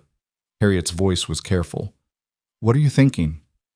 I'm thinking we have 2 options. Wait for him to make his move and try to contain it, or get ahead of it. Getting ahead of it how? I need to think about it. That's not an answer. It's the answer I have right now. He hung up and sat in the garage with the camera feed paused on the 11-second reflection and thought about the geometry of it, the patience required to build an 8-month operation, the resources required to sustain surveillance on multiple targets, the specific kind of personality that planned that carefully and still hadn't finished. Voss wasn't reactive. He was methodical, which meant his next move was already planned. It was already in motion. The question was whether there was a way to force his hand in a direction that was controllable. He didn't share any of this with Ivy when she appeared in the kitchen at 7:15, tousled and looking for cereal. He made her oatmeal instead, which she accepted with the mild resignation of someone who has learned to save their battles. You're doing the thinking face, she said, stirring the oatmeal. I have a lot of things to think about. Is that why you've been up since before 6? He looked at her. Dorinda said she heard you in the garage at 6, Ivy said. She hears everything. She said it like she was proud of it. I was reviewing some work. Ivy stirred. When is this going to be over? He took a breath. Soon. You said soon last week. I know. Dad. No. Dad. She set the spoon down and looked at him with the straight-on directness that had apparently already been identified as remarkable by at least one other adult. I'm not scared. I just want to know what to expect. He sat down across from her at the table that wasn't his kitchen table, in the house that wasn't his house, with everything that wasn't resolved pressing on the space behind his sternum. Someone dangerous doesn't want to stop being dangerous, he said. I'm working on giving the people whose job it is to stop him everything they need to do that. The police? Federal investigators. And you're helping them. Yes. She picked up the spoon again. Okay, she said. And then, can Serena teach me more things in the garden today? You'd have to ask her. She said I could ask any time. Ivy ate a spoonful of oatmeal. She's up early too. I saw her light on at like 5:30. He filed that away. He found Serena an hour later in the small room off the kitchen that she used as her informal office, but to say, a laptop, a stack of papers, a mug of coffee, going cold the same way it always did. I need to tell you where we are, he said. She looked up, read his face, closed the laptop. Sit down. He told her about the camera 4 footage, about the access road, about the gap in the federal investigation, the missing direct evidence connecting the order to Voss. She listened without interrupting, which was one of her better qualities in a crisis. So we need to give them that direct link, she said when he finished. Yes. How? Voss is going to make another move. The surveillance on the estate, the vehicle on the access road. He's in the preparation phase. When he executes, if we're positioned correctly, we can document it in a way that's legally usable. That means letting him get close enough to document. Within limits. What limits? Nobody gets hurt. She held his gaze. That's a limit you can guarantee? No, it's a limit I'm going to work very hard toward. I appreciate the honesty, she said, and he could hear the strain in it, the effort of someone who had built her life on controlling outcomes, accepting that some outcomes could not be controlled. And Ivy? She needs to go somewhere else for this part, somewhere Voss doesn't know about. Where? I have someone I trust. He thought of Tressard, and then, more practically, of a different kind of trusted person, a woman named Gaines, who had been his daughter's first pediatrician, and who had also, years before that, served as a Navy corpsman in circumstances that had made her someone Caleb trusted with things that mattered. She had a house 3 hours north and a property that had never appeared in any documentation connected to him. Someone completely outside this. She doesn't know this person. She'll be okay. Will she? She's been okay through a lot of things she shouldn't have had to be okay through, he said. I know that's not an answer, but it's true. Serena looked at him for a moment, then she looked at her cold coffee. What do you need from me? I need you to stay on the estate and stay visible. If Voss is watching, I need him to see your normal pattern. I need him to believe nothing has changed in our positioning. A decoy. Not a decoy. Your real life conducted normally. The difference is we'll be watching back. She nodded. Then she said, Does Ivy know she's being moved? Not yet. She's going to ask why. I know. She's going to ask you directly, and she's not going to accept a non-answer. I know that too. What are you going to tell her? He was quiet for a moment. The truth, or as much of it as she can do something useful with. Serena studied him. Something moved in her expression. Not quite sympathy. Something more specific than that. Something that knew the difference between a man who was being responsible and a man who was carrying something alone that had long exceeded the weight one person should carry. She's lucky, Serena said quietly. She shouldn't have to be. No, she shouldn't. A pause. Neither should you. He stood. I'll have a plan to Harriet by tonight. He walked out of the small room and down the hall and out to the garden, which was the closest available outdoor space, and where he could stand for 2 minutes looking at the rosemary that smelled like pine trees and work through the particular task of making sure his face was in order before he went to find his daughter and tell her she was going somewhere new. The wind off the bay moved through the garden, and the fog was burning off the lower hills, and somewhere on the access road to the north, someone was watching and waiting and planning. And Caleb Rourke had 11 days of anger that he'd been managing very carefully behind a level expression and steady hands. He let himself feel it for exactly those 2 minutes. Then he went inside. He drove Ivy north on a Wednesday morning, leaving before the fog had finished clearing, the truck loaded with her backpack and the small duffel he'd packed the night before, while she watched from the doorway of the guest room with her arms crossed, and the expression she'd inherited from him and that he liked least when it was directed at him. She had taken the news the way he'd expected, not with tears, not with argument, but with the careful stillness of someone processing information they didn't like and deciding what to do with it. He told her there was a man who had organized what happened at the hotel, and that man was not finished, and while Caleb worked with the federal investigators to close it down, he needed Ivy somewhere that man couldn't find her. She'd asked, "Does he know where I go to school?" "We believe he did. That's been changed." "Does he know about Mrs. Pacheco?" "We're being cautious." "Does he know about Serena's house?" "He knows about the estate generally. He doesn't know you've been there." She'd been quiet for a moment. Then, "Who is this person I'm staying with?" "Her name is Dr. Gaines. She was a doctor in the Navy before she went into private practice. She was good at her job, and she's someone I trust with important things." "Have I met her?" "When you were 3. You won't remember." "Does she know I'm coming?" "I called her yesterday. She said yes immediately." Ivy had looked at him. "She must trust you too." "I believe so." "Okay," Ivy had said, and then she'd gone to pack, and he'd stood in the hallway for a moment with his hand flat against the wall for no reason he could name. The drive north took 3 hours and 20 minutes. Ivy slept for the first hour, which was unusual for her. She was a bad car sleeper, normally, too easily distracted by passing landscapes and the ongoing commentary her brain seemed to require. That she slept told him she'd been more exhausted than she'd shown. He drove and listened to her breathe and thought about Gideon Voss. The federal contact, a woman named Special Agent Delaney, whom Harriet had been liaising with for 6 weeks, and who had the measured, unhurried manner of someone who had built cases for long enough to know that speed and thoroughness were usually in conflict, had received Caleb's information about the camera 4 footage and the access road vehicle with the particular gratitude of someone who has been working a puzzle and has just been handed a piece they'd been looking for. "This establishes active surveillance of the estate," Delaney had said in a phone call through Harriet the previous afternoon.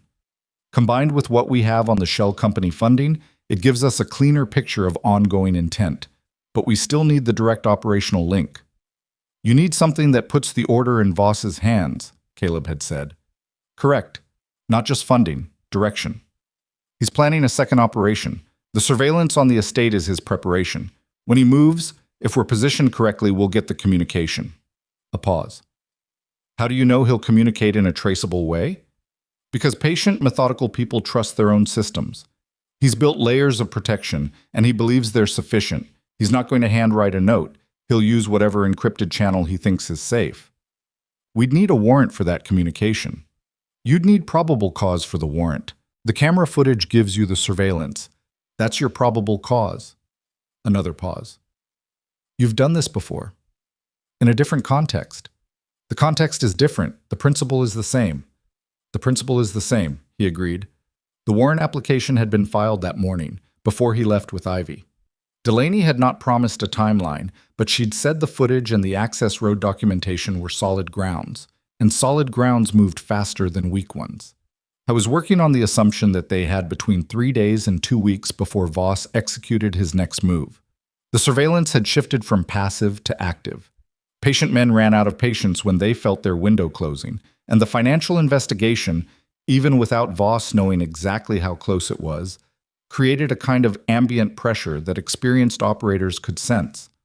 Dr. Gaines lived on 40 acres in a valley between 2 low ridges, the kind of property that had been cattle land 60 years ago and was now something between a working farm and a retreat.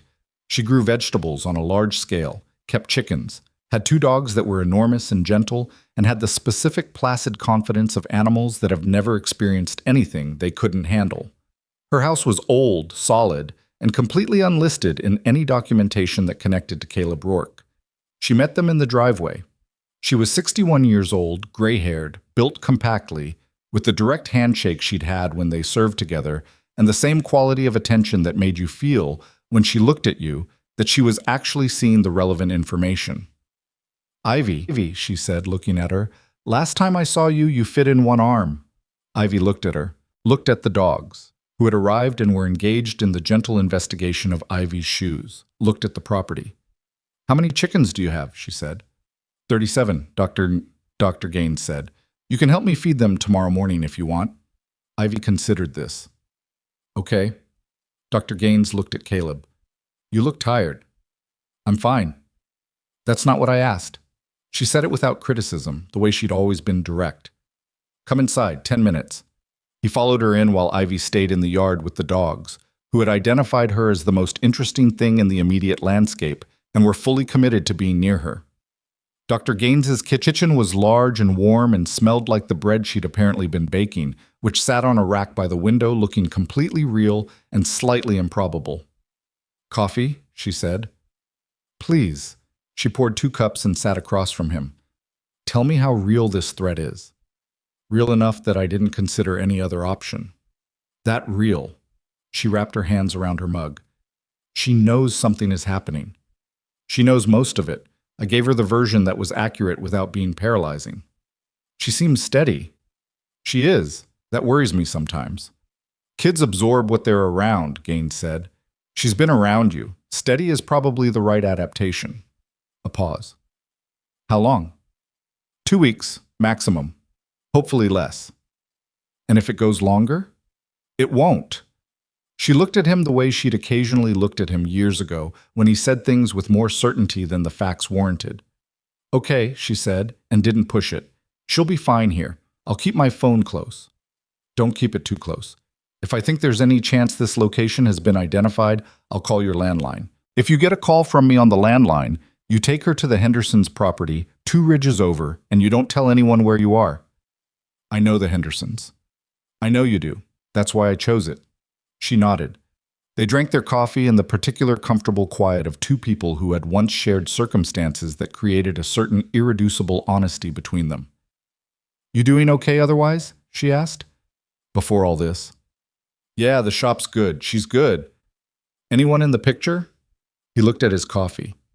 No, he said. Gaines made a small sound that wasn't quite agreement. He said goodbye to Ivy in the driveway.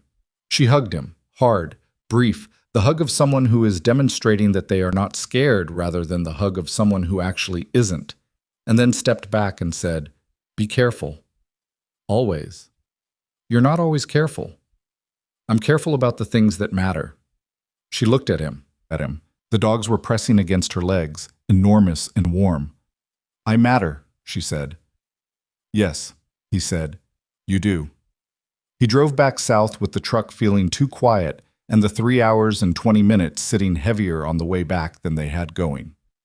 Honey got to the estate at 4 in the afternoon. Harriet met him at the gate. Delaney called, she said. The warrant came through. He stopped walking. Already? The footage was apparently cleaner than she expected. The judge signed it this morning. She paused. They've been monitoring 2 encrypted communication channels associated with Voss's network since noon. Anything? Not yet. But they're in. He exhaled through his nose. What's our status here? Everything normal on the surface. Serena kept her scheduled video calls this afternoon. One of the estate vehicles did the usual grocery run. We've maintained the appearance of routine. Camera 4? 2 more slow passes on the access road, 11:20 last night and 3:40 this morning. He's running a pattern check, confirming our routine before he commits. That's my read, too. He walked to the main house. Serena was in the study, at the desk, with 3 screens open and the particular tight-shouldered posture of someone maintaining a performance of normalcy with significant effort. She looked up when he came in. She settled, she said. She fed chickens. Something in Serena's face loosened slightly. Good. She set down her pen. The warrant? Harriet told me. We're in. How long before Voss moves? Could be tonight. Could be a week. He sat down in the chair across the desk, the chair he'd occupied for several previous meetings that had each in their own way been preparing for this one. I need to walk you through what I think his operation looks like. She leaned back. All right. He wants 2 things. He wants you neutralized as a problem. Whether that means another leverage attempt or something more definitive, I don't know. And he wants to disrupt the financial investigation by changing the dynamic on the ground. If he can create a crisis that pulls investigative resources, even briefly, that buys him time. So his second operation isn't just about me. It's about buying time. You're the mechanism, not the point. She processed that. That's almost worse. It's also useful, because it means his timeline is driven by the investigation timeline, which means he's feeling pressure he can't fully see the source of. Pressured people make decisions faster than is optimal. You're counting on him making a mistake. I'm counting on him moving before he's completely ready, and I'm making sure we're ready when he does. What does ready look like? Delaney has 2 teams on standby within 15 minutes of the estate. Harriet's people are on 12-hour shifts. I've identified the 3 most likely approach vectors, and we have additional coverage on each. He paused. And I'll be here. She looked at him. In what capacity? Whatever capacity the situation requires. That's vague. It's intentionally vague. I don't know exactly what form his move takes. I know what I'm prepared to do in response. She was quiet for a moment. Are you scared? The question surprised him. Not its directness. He was used to that from her now, but the specific thing it was asking. No, he said. Then, more honestly, not in the way that would interfere with what I need to do. Is there another way? There's the kind that keeps you sharp. He looked at the window. I've had that for a few weeks. She nodded. Then she said quietly, Thank you for staying. It's what we agreed. That's not why I'm thanking you. He met her eyes. The study was quiet, the evening light coming low through the west window, and whatever was in her expression was sincere and complicated, and something he was not, in this moment, prepared to address directly. Get some sleep tonight if you can, he said. Tomorrow might be a long day. It was not the next day. It was 3 days later, at 11:18 at night. Delaney called Harriet at 11:05. Harriet came to Caleb's room, the small staff room, near the garage where he'd been sleeping since Ivy left, positioned specifically for its proximity to the north wall and the access road, and knocked twice. He was already awake. He'd been awake since 10. He opened the door. They have communication, Harriet said. Her voice was controlled, but her eyes were fully alert. Encrypted channel came through 40 minutes ago. Delaney says it's an operational instruction. It's going to the crew that did the hotel. The same crew? A reconstituted version. 2 of the 5 they caught have been replaced. They have 6 operatives plus a coordinator. 7 total. Yes. What's the instruction? Entry at the north wall, tonight. They want Serena and they want her in a vehicle before 2 a.m. Harriet paused. Delaney's teams are moving. ETA 12 minutes. They'll be visible. If Voss has anyone watching the approach roads, Delaney knows they're coming in without lights on the East Service Road. He was already pulling on his jacket. The communication. Does it trace to Voss directly? It traces to a device registered to a numbered entity that traces to Voss's network in 3 steps. Delaney says their forensic team is confident it'll hold up. 3 steps isn't direct. The content of the instruction uses operational language that their analyst says is consistent with prior communications attributed to Voss's network, combined with the funding trail, the surveillance footage, and this. She stopped. She says it's enough. He hoped Delaney was right. That was the piece that had to be right. Where's Serena? He said. Her room. She knows something is happening. I told her to stay in place. Good. Keep her there. He moved past Harriet toward the corridor. I want the north wall, and I want to know the moment Delaney's teams are in position. Caleb. Harriet's voice stopped him. Let the federal teams handle this. I'm not going to interfere with their operation. Then what are you going to do? Make sure nothing goes wrong in the gap between now and when they're in position. She looked at him for a moment. Then she nodded. Not because she thought it was flawless logic, because she understood that there were situations where the person you wanted on the north wall was the person who'd been walking that wall for 6 weeks and knew exactly where the 11-second blind window was and what the access road looked like at night from the right position. He went to the north wall. The night was cold and clear, the fog having stayed unusually low over the bay, which meant the estate grounds were visible under the kind of hard starlight that gives everything shadow and edge. He positioned himself at the northeast corner, where the hedge met the wall. in the shadow that Camera 6 had once missed until he'd had Harriet trim it. He waited. At 11:31, he heard the vehicle on the access road, not the slow reconnaissance pace from the previous nights, moving faster, with intent. He stayed still. At the north wall, 40 feet from his position, a grappling hook went over the wall in near silence, the kind of near silence that required practice and equipment and preparation. One person over the wall, then a second, moving low and fast toward the hedge line. He pressed the transmit on the earpiece Harriet had given him. 2 over the north wall, northeast section. They're moving toward the garden. Harriet's voice. Copy. Delaney's teams are 90 seconds out. 90 seconds was a long time in the wrong circumstances. He moved along the inside of the wall, parallel to the 2 figures, staying in the shadow of the hedge. His eyes had adjusted fully. He could track their movement by the slight shift of darker shapes against the darkness, the specific gait of people moving tactically, weight forward, trying for silence. A third person came over the wall, then a fourth. He pressed transmit again. 4 over, moving in pairs. 60 seconds. The lead pair reached the garden wall, the low stone border that separated the herb garden from the main grounds. One of them stopped, checked something, turned to the other. Caleb was 15 feet away, completely still. Clear, the one in front said, low. American accent. Caleb filed that. East wing window? The second one said. Second floor, that's the confirmation. They had interior information. Someone had given them the layout.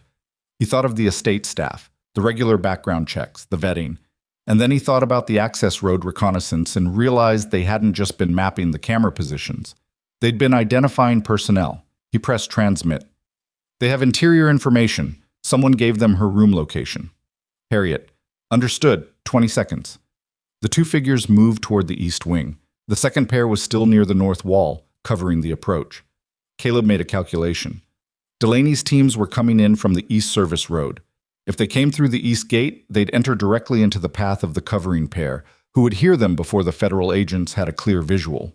That created a window, brief, maybe 10 seconds, where the operation could degrade badly.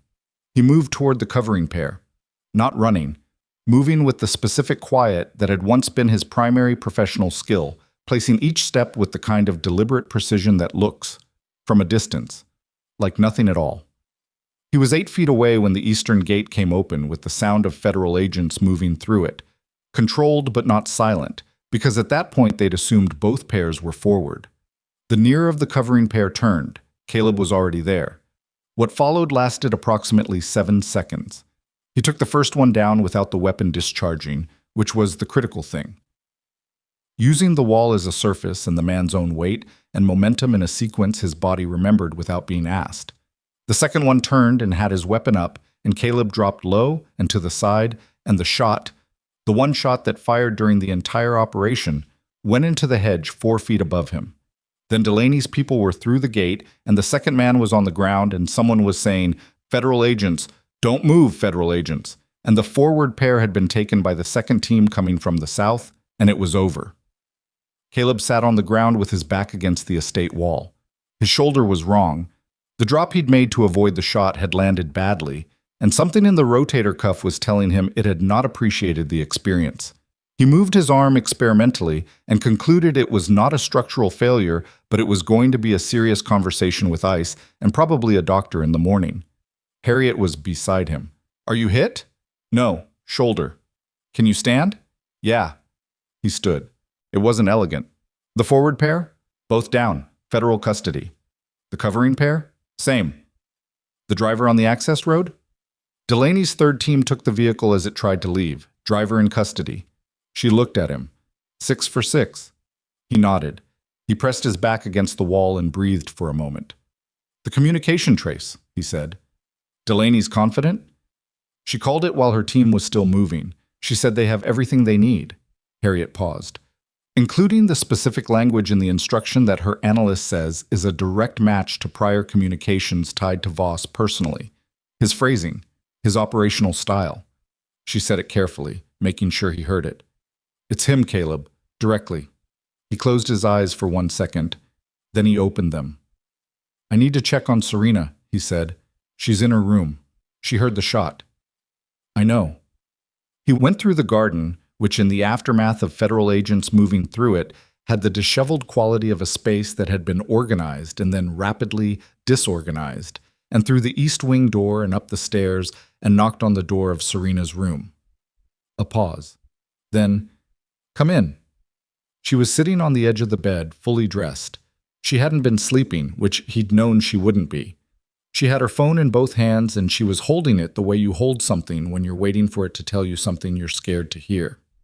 She looked at him. Looked at his arm, which he was holding slightly apart from his body in the involuntary accommodation of something that hurt. "You're hurt," she said. "Shoulder. It's manageable." She stood up. "Sit down." "I'm fine. Sit down, Caleb." He sat on the chair by the window. She went to the bathroom and came back with a towel and the small first aid kit that lived in the cabinet there, and then stood in front of him with both and looked at him. "I can't fix a shoulder with a first aid kit," he said.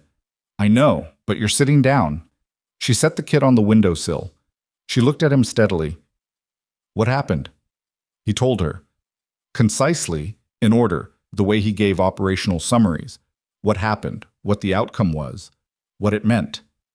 When he finished, she was quiet for a long moment. "They're in custody," she said, "all 6. And the communication traces to Voss. Delaney says it'll hold. When does he get arrested?" "That's not on my timeline. That's Delaney's operation from here. Could be tonight if they move fast. Could be tomorrow morning." She looked at the window. Outside, the estate grounds were lit with the temporary lighting Delaney's team had set up. A harsh, practical light that made the garden look like a crime scene, which it technically was. "Is it over?" she asked. He thought about the question honestly. "The immediate threat is over. The legal process is beginning. Voss will have lawyers and the lawyers will slow things down, but the evidence is strong and he's not the kind of target federal investigators let go once they have this much. So yes.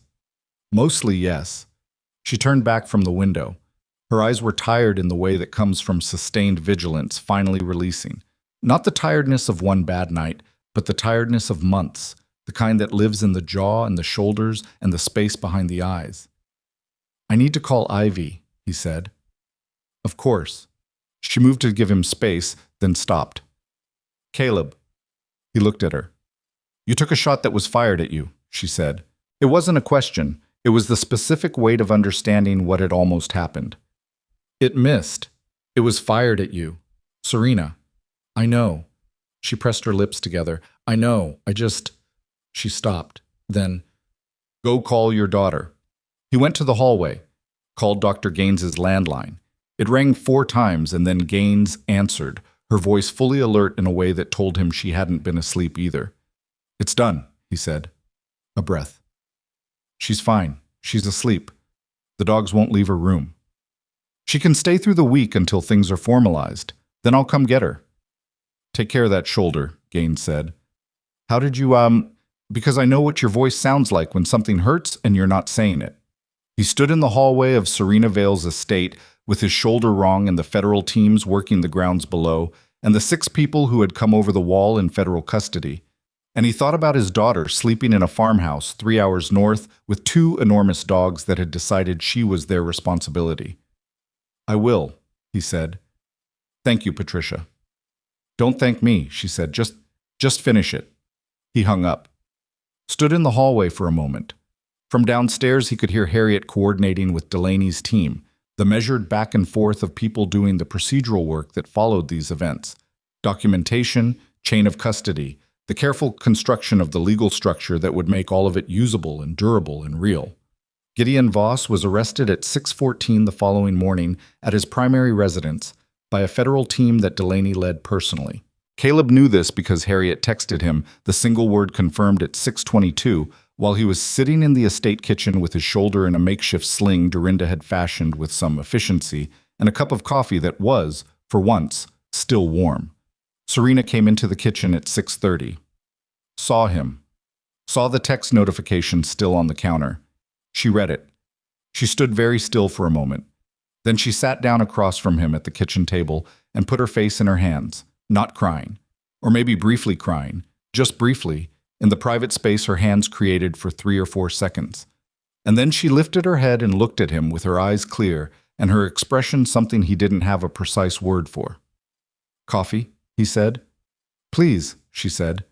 He got up, favoring the shoulder without thinking about it, and poured her a cup, and they sat across from each other at the kitchen table in the early morning of the day after everything changed, and neither of them said anything for a while because there wasn't anything that needed to be said yet. The morning light came through the east-facing window exactly as Serena had said it did when she explained why she'd bought the house. He noticed it. He didn't say so, but he noticed. The shoulder required surgery. He found this out on Friday morning, 2 days after Voss's arrest, sitting in an orthopedic surgeon's office on the 4th floor of a medical building downtown, while a doctor named Renfrew showed him an MRI on a backlit screen and used the word significant in a way that people use it when they mean worse than you're hoping. "The rotator cuff has a full-thickness tear," Renfrew said. "Here and here." He pointed at 2 places on the image that looked, to Caleb's untrained eye, like places where something that should have been continuous wasn't. This didn't happen from the fall alone. There's evidence of prior damage, old scarring, probably from years back.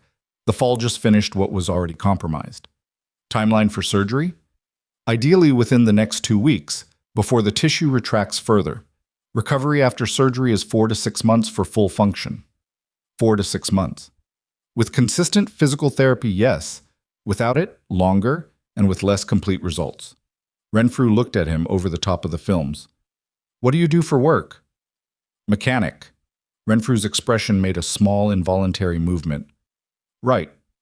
Then we want to do this correctly the first time."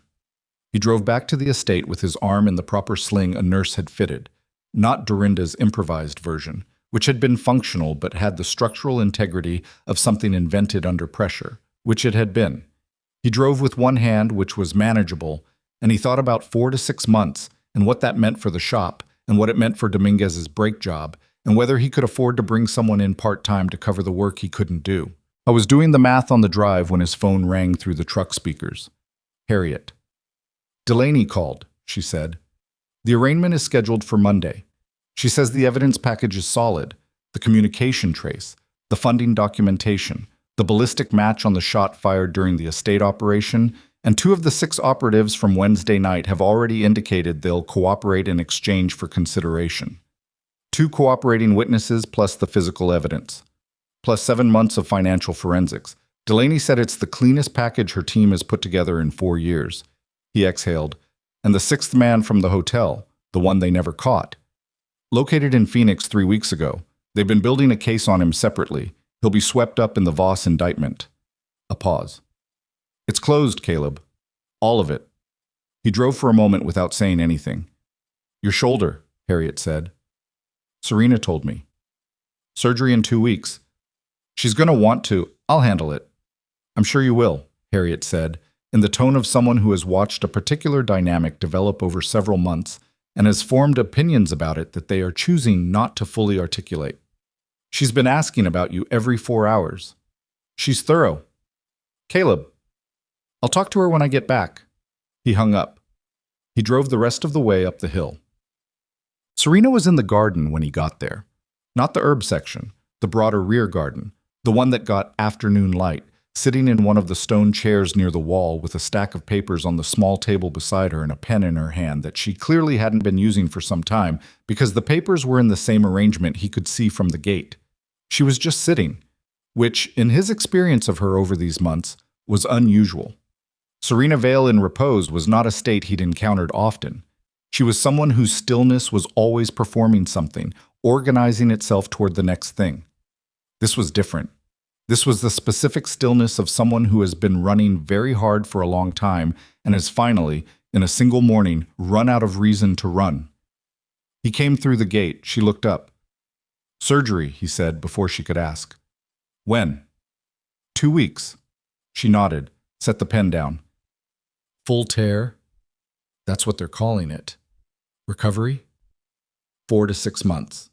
She looked at him steadily. He knew the look.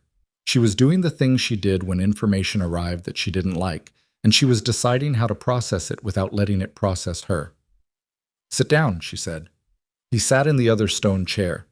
The afternoon was clear. the bay visible below the hills in a thin strip of blue-gray that the fog hadn't reclaimed. The garden around them had been put back in order.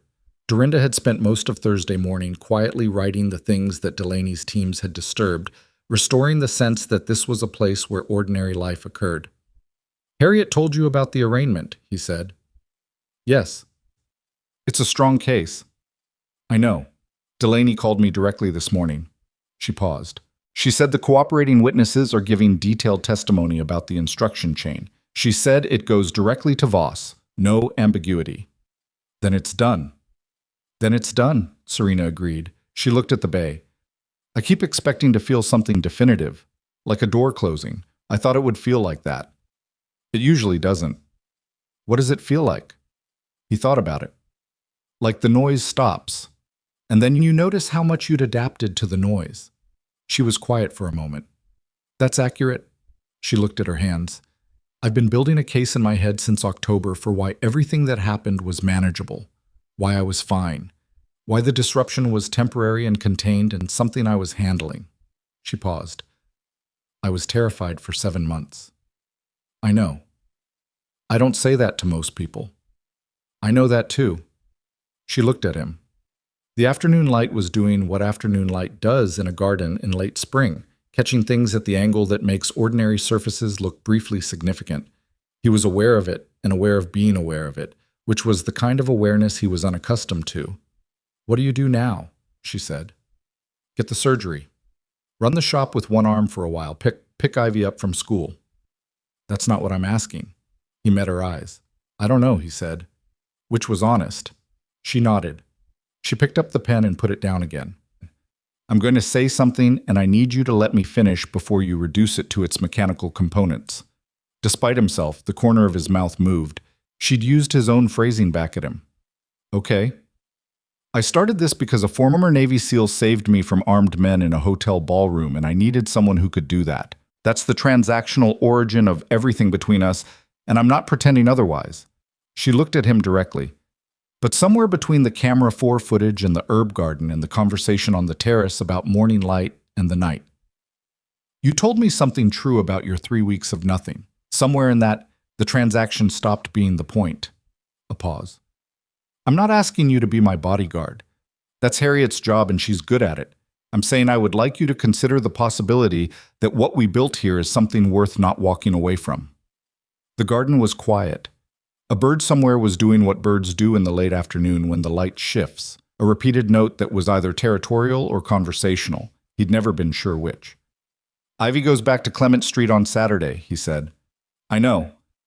My life is Clement Street, the shop, the school run, Mrs. Pacheco's soup, Friday nights with a nature documentary that Ivy picks and I endure. I know what your life is. It's not, don't tell me it's not compatible. Don't use logistics as the reason." She held his gaze. "If you don't want this, say that. But don't hide behind the commute." He looked at her for a long moment. "I haven't wanted anything in a long time," he said. "Beyond the obvious. Beyond Ivy and the shop and the ordinary things." He paused. "I got very good at not wanting things. It kept the math simple. And now?" "The math got complicated somewhere around November," he said. "I've been trying to simplify it back, and it's not simplifying." She almost smiled. It made it the full distance this time. "That's the least romantic way anyone has ever told me the math got complicated. I'm a mechanic." "You're considerably more than a mechanic." "Serena." "Caleb." They looked at each other. The bird was still going. Below the hills, the city was doing what it always did, indifferent and continuous, and none of what was happening in this garden was going to change anything about that, which was somehow part of what made it real. "I need the surgery," he said. "I need to get Ivy settled back into her routine. I need to figure out the shop for the next 4 months." He looked at her. "And then I need to figure out what this is without a crisis providing the structure." That sounds like a yes with conditions. It sounds like someone who doesn't make decisions he hasn't thought through. That's definitely a yes with conditions. "Serena." "I'm agreeing with you," she said. "I'm not in a hurry. I've been in a hurry my whole life. I built a company in a hurry, and I made money in a hurry, and I hired people and fired people and made decisions in 90 seconds that other people take 90 days on." She looked at her hands. I don't want to do this in a hurry. He didn't say anything. So take your time, she said. Get the surgery. Get Ivy back to her school and her teacher who thinks she's the best reader in the class. She implied it. And fix your neighbors' cars and figure out who covers the shop. And when the noise has been quiet long enough that you know what you actually think. She looked at him. I'll be here. He looked at the bay. The morning light, he said. You bought the house for the morning light. Yes. There's morning light on Clement Street too. She was quiet. It comes through the shop window at about 7:15, he said. Hits the workbench at a specific angle. Ivy always manages to be eating breakfast at the kitchen table at exactly that time, even though she sleeps until the last possible minute every other day of the week. He paused. I don't know what that's worth. I'm just saying it's there. Serena looked at him. Something in her face had gone very still and very open simultaneously. That's worth a lot, she said quietly. He nodded. He stood up slowly, favoring the shoulder. I should call Dr. Gaines. Tell her I'll be up Saturday to get Ivy. Tell her she can keep the dogs another week if Ivy wants. He looked at her. The dogs, Serena said. Ivy texted me 3 photos of them yesterday. She named them both. Of course she did. The bigger one is apparently called Architecture. He stared. I asked her why, Serena said. She said it seemed like a good name for a large thing. A pause. I didn't argue. He was quiet for a moment. Then he said, You gave her your number. She asked for it. I said yes. Serena met his eyes without apology. She's easy to say yes to. He stood in the garden with his arm in a sling and a complicated shoulder and a life that had spent the last 7 months becoming something he hadn't planned for and couldn't quite categorize yet. And he looked at the woman sitting in the stone chair with the unused pen and the unread papers and the clear afternoon light on her face. And he thought about the thing his daughter had said months ago. She laughs, but then it goes away fast, like the laugh isn't connected to anything that stays. He wanted it to stay. He hadn't let himself think that directly before, but there it was. And it turned out the thinking was not particularly complicated once he stopped avoiding it. Saturday, he said. I'll call Gaines. Okay. He went inside, made the call. Came back out to find Serena had actually picked up the pen and was working through the papers, her reading glasses on now, making notes in the margins with the focused efficiency that was her natural state when she wasn't performing the management of herself for someone else's benefit. He sat back down in the other chair. He had nowhere to be for another 2 hours. She didn't look up from the papers. You're still here. I don't have anywhere to be. You could go inside. The light's better out here. She looked up from the papers, looked at him, looked at the light. Yes, she said. It is. She went back to the papers. He sat in the other chair and watched the bay and the fog rolling in at the edges and thought about nothing in particular, which was a state he'd forgotten was available to him. He drove up to Dr. Gaines's property on Saturday morning. Ivy came out of the farmhouse at a run. Unusual for her, she was not a running-to-greet-people child. She had his reserve about those displays. And he understood as she hit him in the midsection with both arms. Why she'd done it, because he could feel the 7-day tension releasing from her small body in the hug. All the managed composure of a child who'd been brave because she'd decided to be brave and had kept it up for longer than should have been asked of her. He held on. His shoulder protested. He ignored it. Architecture is the better one, she said into his shirt. Is that so? The other one is nice, but architecture has better instincts. About what? Everything. She pulled back and looked at him. Her eyes went immediately to the proper sling. Does it hurt? Less than yesterday. That's not a no. It's improving. That's the relevant part. She looked at it for another moment, the way she assessed things, directly, without flinching from the information. Then she looked up at him. Is it really over?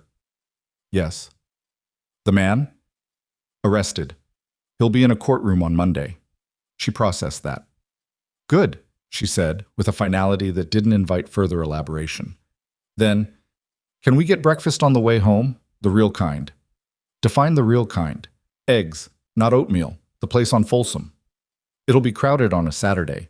It's always crowded. That's how you know it's good. He couldn't argue with that logic. Go get your bag. She went. He said goodbye to Gaines, who looked him over in the way she always had. clinically, comprehensively, with the particular judgment of someone who had seen people in their worst states and developed an accurate calibration for what fine actually meant. "You look better than I expected," she said. "Things resolved." "More than the Voss situation, I think." He looked at her. "Ivy talked about Serena Vale for 4 days," Gaines said. "A lot, in some detail." She paused. "She said Serena was teaching her about plants, but seemed like she needed someone to teach her things too. She said that about an 8-year-old's certainty." He didn't respond. "She also said," Gaines continued, "that her dad looked at Serena the way he looks at an engine problem he's interested in solving." "That sounds unflattering." "Coming from Ivy, it's a compliment of the highest order." She held out her hand. He shook it. "Take care of the shoulder. Do the physical therapy this time, all of it." "This time?" She gave him a look that covered, without being specific, the 3 separate occasions over the years when he'd discontinued physical therapy early because he'd assessed himself as functional enough and subsequently regretted it. "All of it," she said. He drove back south with Ivy in the passenger seat, her shoes off and her feet on the dashboard, which he'd given up discouraging, talking steadily about the chickens and the dogs and a specific incident involving architecture and a garden hose that she described with the narrative precision of someone who would someday be very good at telling stories. They ate breakfast at the place on Folsom, which was crowded, as predicted, and had eggs that were worth the wait, as predicted, and Ivy ate everything on her plate plus half of his toast, because she'd apparently been mildly deprived of adequate breakfast options at the farm, which he suspected was not true, but which he didn't challenge. Walking back to the truck, she said, "Are we going back to Clement Street?" "Yes." "For good?" "Yes." "Are things going to be normal again?" He thought about what normal meant now, given that normal had, over the past 7 months, shifted its coordinates considerably without announcing the move. "Mostly normal," he said. "Some things changed." She walked beside him. "Good changed or bad changed?" "Good, I think. I'm still working out what it looks like." She was quiet for half a block. Then, "Does Serena know what your morning light looks like?" He looked at her. "What?" she said. "How did you... You talk about the morning light in the shop sometimes. Like it's a thing." She shrugged. 8-year-old, for I pay attention to things you don't know I pay attention to. "I was just wondering if she knew about it." "We discussed it," he said carefully. Ivy nodded, as if this confirmed something she'd already concluded. "She should come for breakfast sometime, at the shop. She has a whole house. She has morning light that faces east, which is the same thing." She walked another half a block. "I'd make oatmeal, the real kind, not the instant kind. She'd probably like it." He looked at his daughter walking beside him in the morning sun on Folsom Street, shoes on now for the sidewalk, her backpack slightly too large for her frame, talking about oatmeal with the casual certainty of someone who had decided, without consulting anyone, what the next chapter looked like and was comfortable with the conclusion. He thought about how children absorbed the people around them and reflected those people back with the unfiltered accuracy of someone who hadn't yet learned to perform complexity. He thought about what Ivy had absorbed from 7 months of watching him manage an impossible situation. Not the fear, or if she'd felt it, she'd metabolized it into something more useful. The steadiness, the paying attention, the willingness, finally, to let something matter enough to stay. She might like oatmeal, he said. Everyone likes oatmeal when it's made right, Ivy said. It's just that most people make it wrong. The surgery was on a Thursday, 2 weeks after the arraignment, which had gone the way Delaney had predicted. Voss entering a not guilty plea through lawyers who were very expensive and very good, and who were, according to Harriet's contact inside the federal system, privately advising their client that the evidence package was exceptional and he should think carefully about the trajectory of a trial. The cooperating witnesses had become 3. The financial forensics had expanded.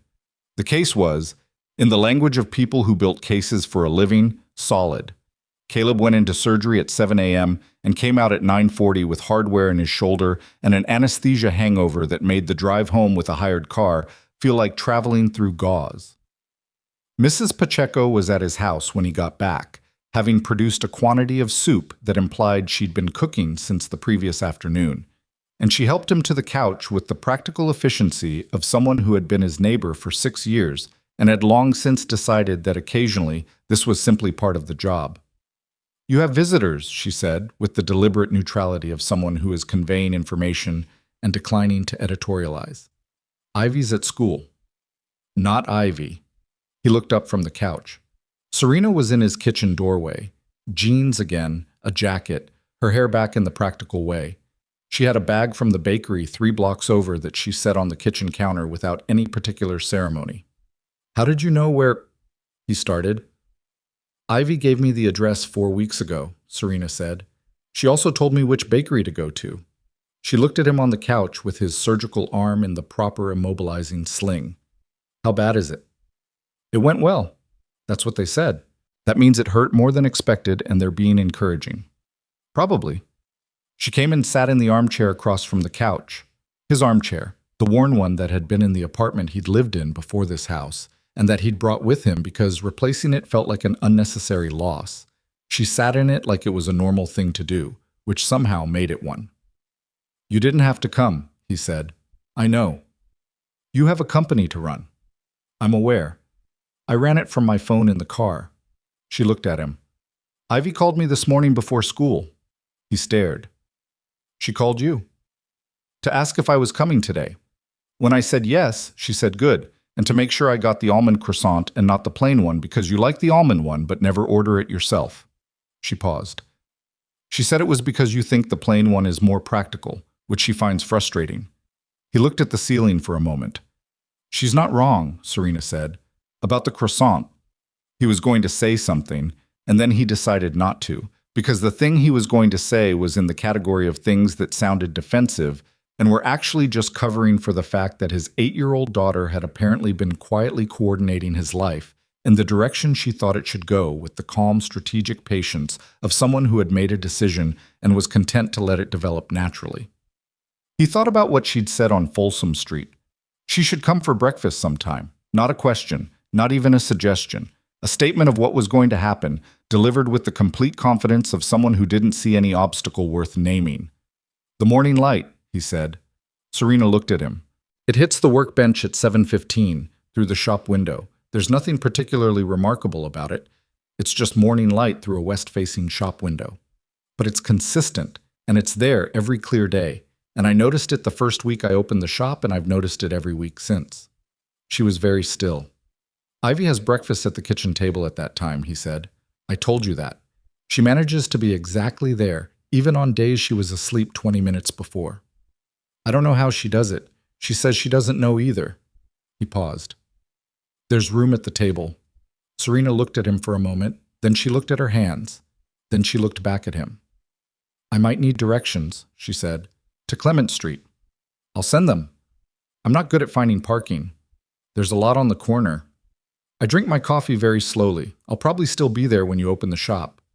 The shop doesn't open until 8 on weekdays. Then I have 45 minutes. That's a long breakfast. I'm a slow eater, she said. I have a lot of things I tend to think about. I know, he said. I've noticed.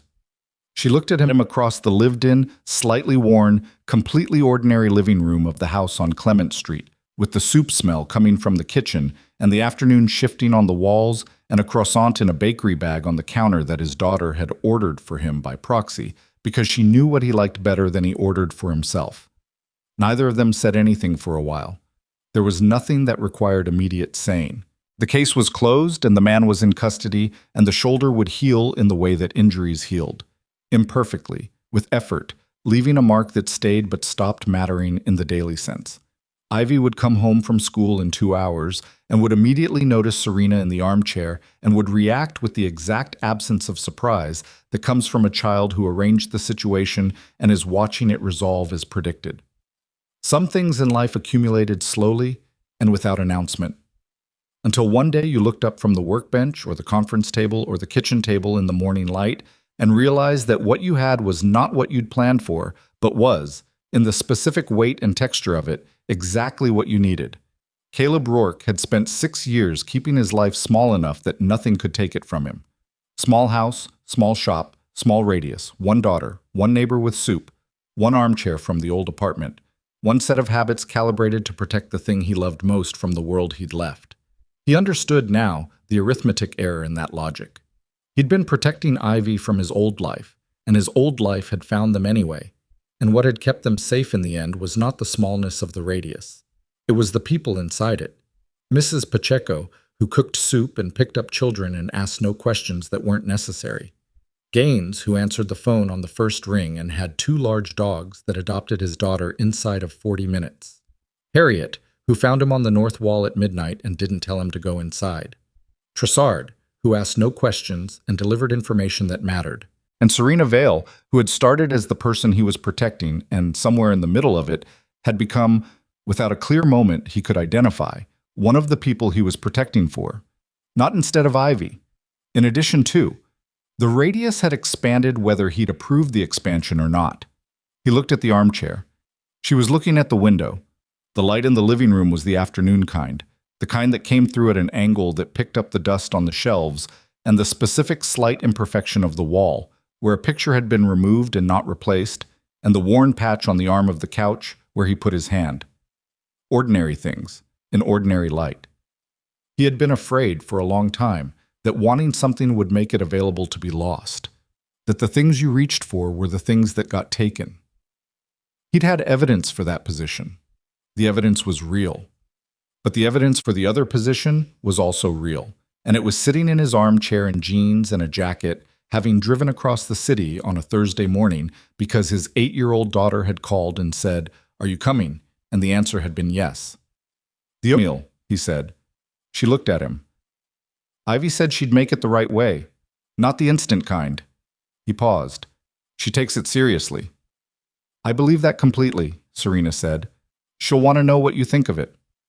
"I'll tell her honestly." "She prefers that." "I know. She's made that clear." She looked at him steadily. "So have you." Outside, Clement Street was doing what it always did on a Thursday afternoon. The regular rhythms of an ordinary block in an ordinary city, the bus going past, the kids from the school, 2 streets over cutting through, Ray from the tire place probably sitting outside with a coffee because he did that when the weather held. Nothing remarkable. Nothing that would appear in any news cycle or be photographed for a magazine. Caleb Rourke was 30 years old, and he had a daughter who was going to come home in 2 hours and react to the current situation with the satisfaction of someone who has been playing a long game. And he had a shop on Clement Street that smelled like motor oil and burnt coffee and had morning light through the west window at 7:15. And his shoulder was going to take 4 to 6 months to heal correctly, and he was going to do the physical therapy this time, all of it, because Gaines had been right every time he'd learned that lesson the hard way. He was not the person he'd been in the Navy. He was not the person he'd been for the 3 weeks after either. He was something that had been built slowly and with significant imperfection out of school pickups and oil changes and late nights at the kitchen table, and a child who said things with total directness that took adults 3 conversations to approach. He was the man who made breakfast and fixed engines and preferred an ordinary life to recognition. And the life, it turned out, had decided to be slightly less ordinary than planned. He found, sitting on the couch in the afternoon light with his shoulder healing and Serena Vale in his armchair and soup on the stove and Ivy 40 minutes from home, that he was not, in the final assessment, opposed to that. "Stay for dinner," he said. She looked at him. "Ivy's going to want to cook. She's been talking about making soup since Dr. Gaines's. She'll want someone to report to. An audience. A participant. She'll put you to work." Serena's expression did the thing it sometimes did. The laugh that almost arrived, the one that Ivy had said didn't stay. Except this time it arrived completely, warm and unguarded and connected to something underneath it that didn't go away when the expression settled. "Okay," she said, simple as that. The word landed in the room and stayed there, and the afternoon continued, and somewhere on Clement Street the bus went past again. And in 2 hours a small girl with her father's gray-green eyes and her own particular brand of patience would come through the front door and take in the scene and say something completely direct that would cut to the center of the thing without apology. And it would be fine. It would be, in the specific and imperfect and thoroughly human way that real things were fine, not resolved neatly, not wrapped up cleanly, but fine. Workable. Real. The kind of thing that required maintenance and attention and the occasional willingness to sit with uncertainty while the next part figured itself out. The kind of thing, in other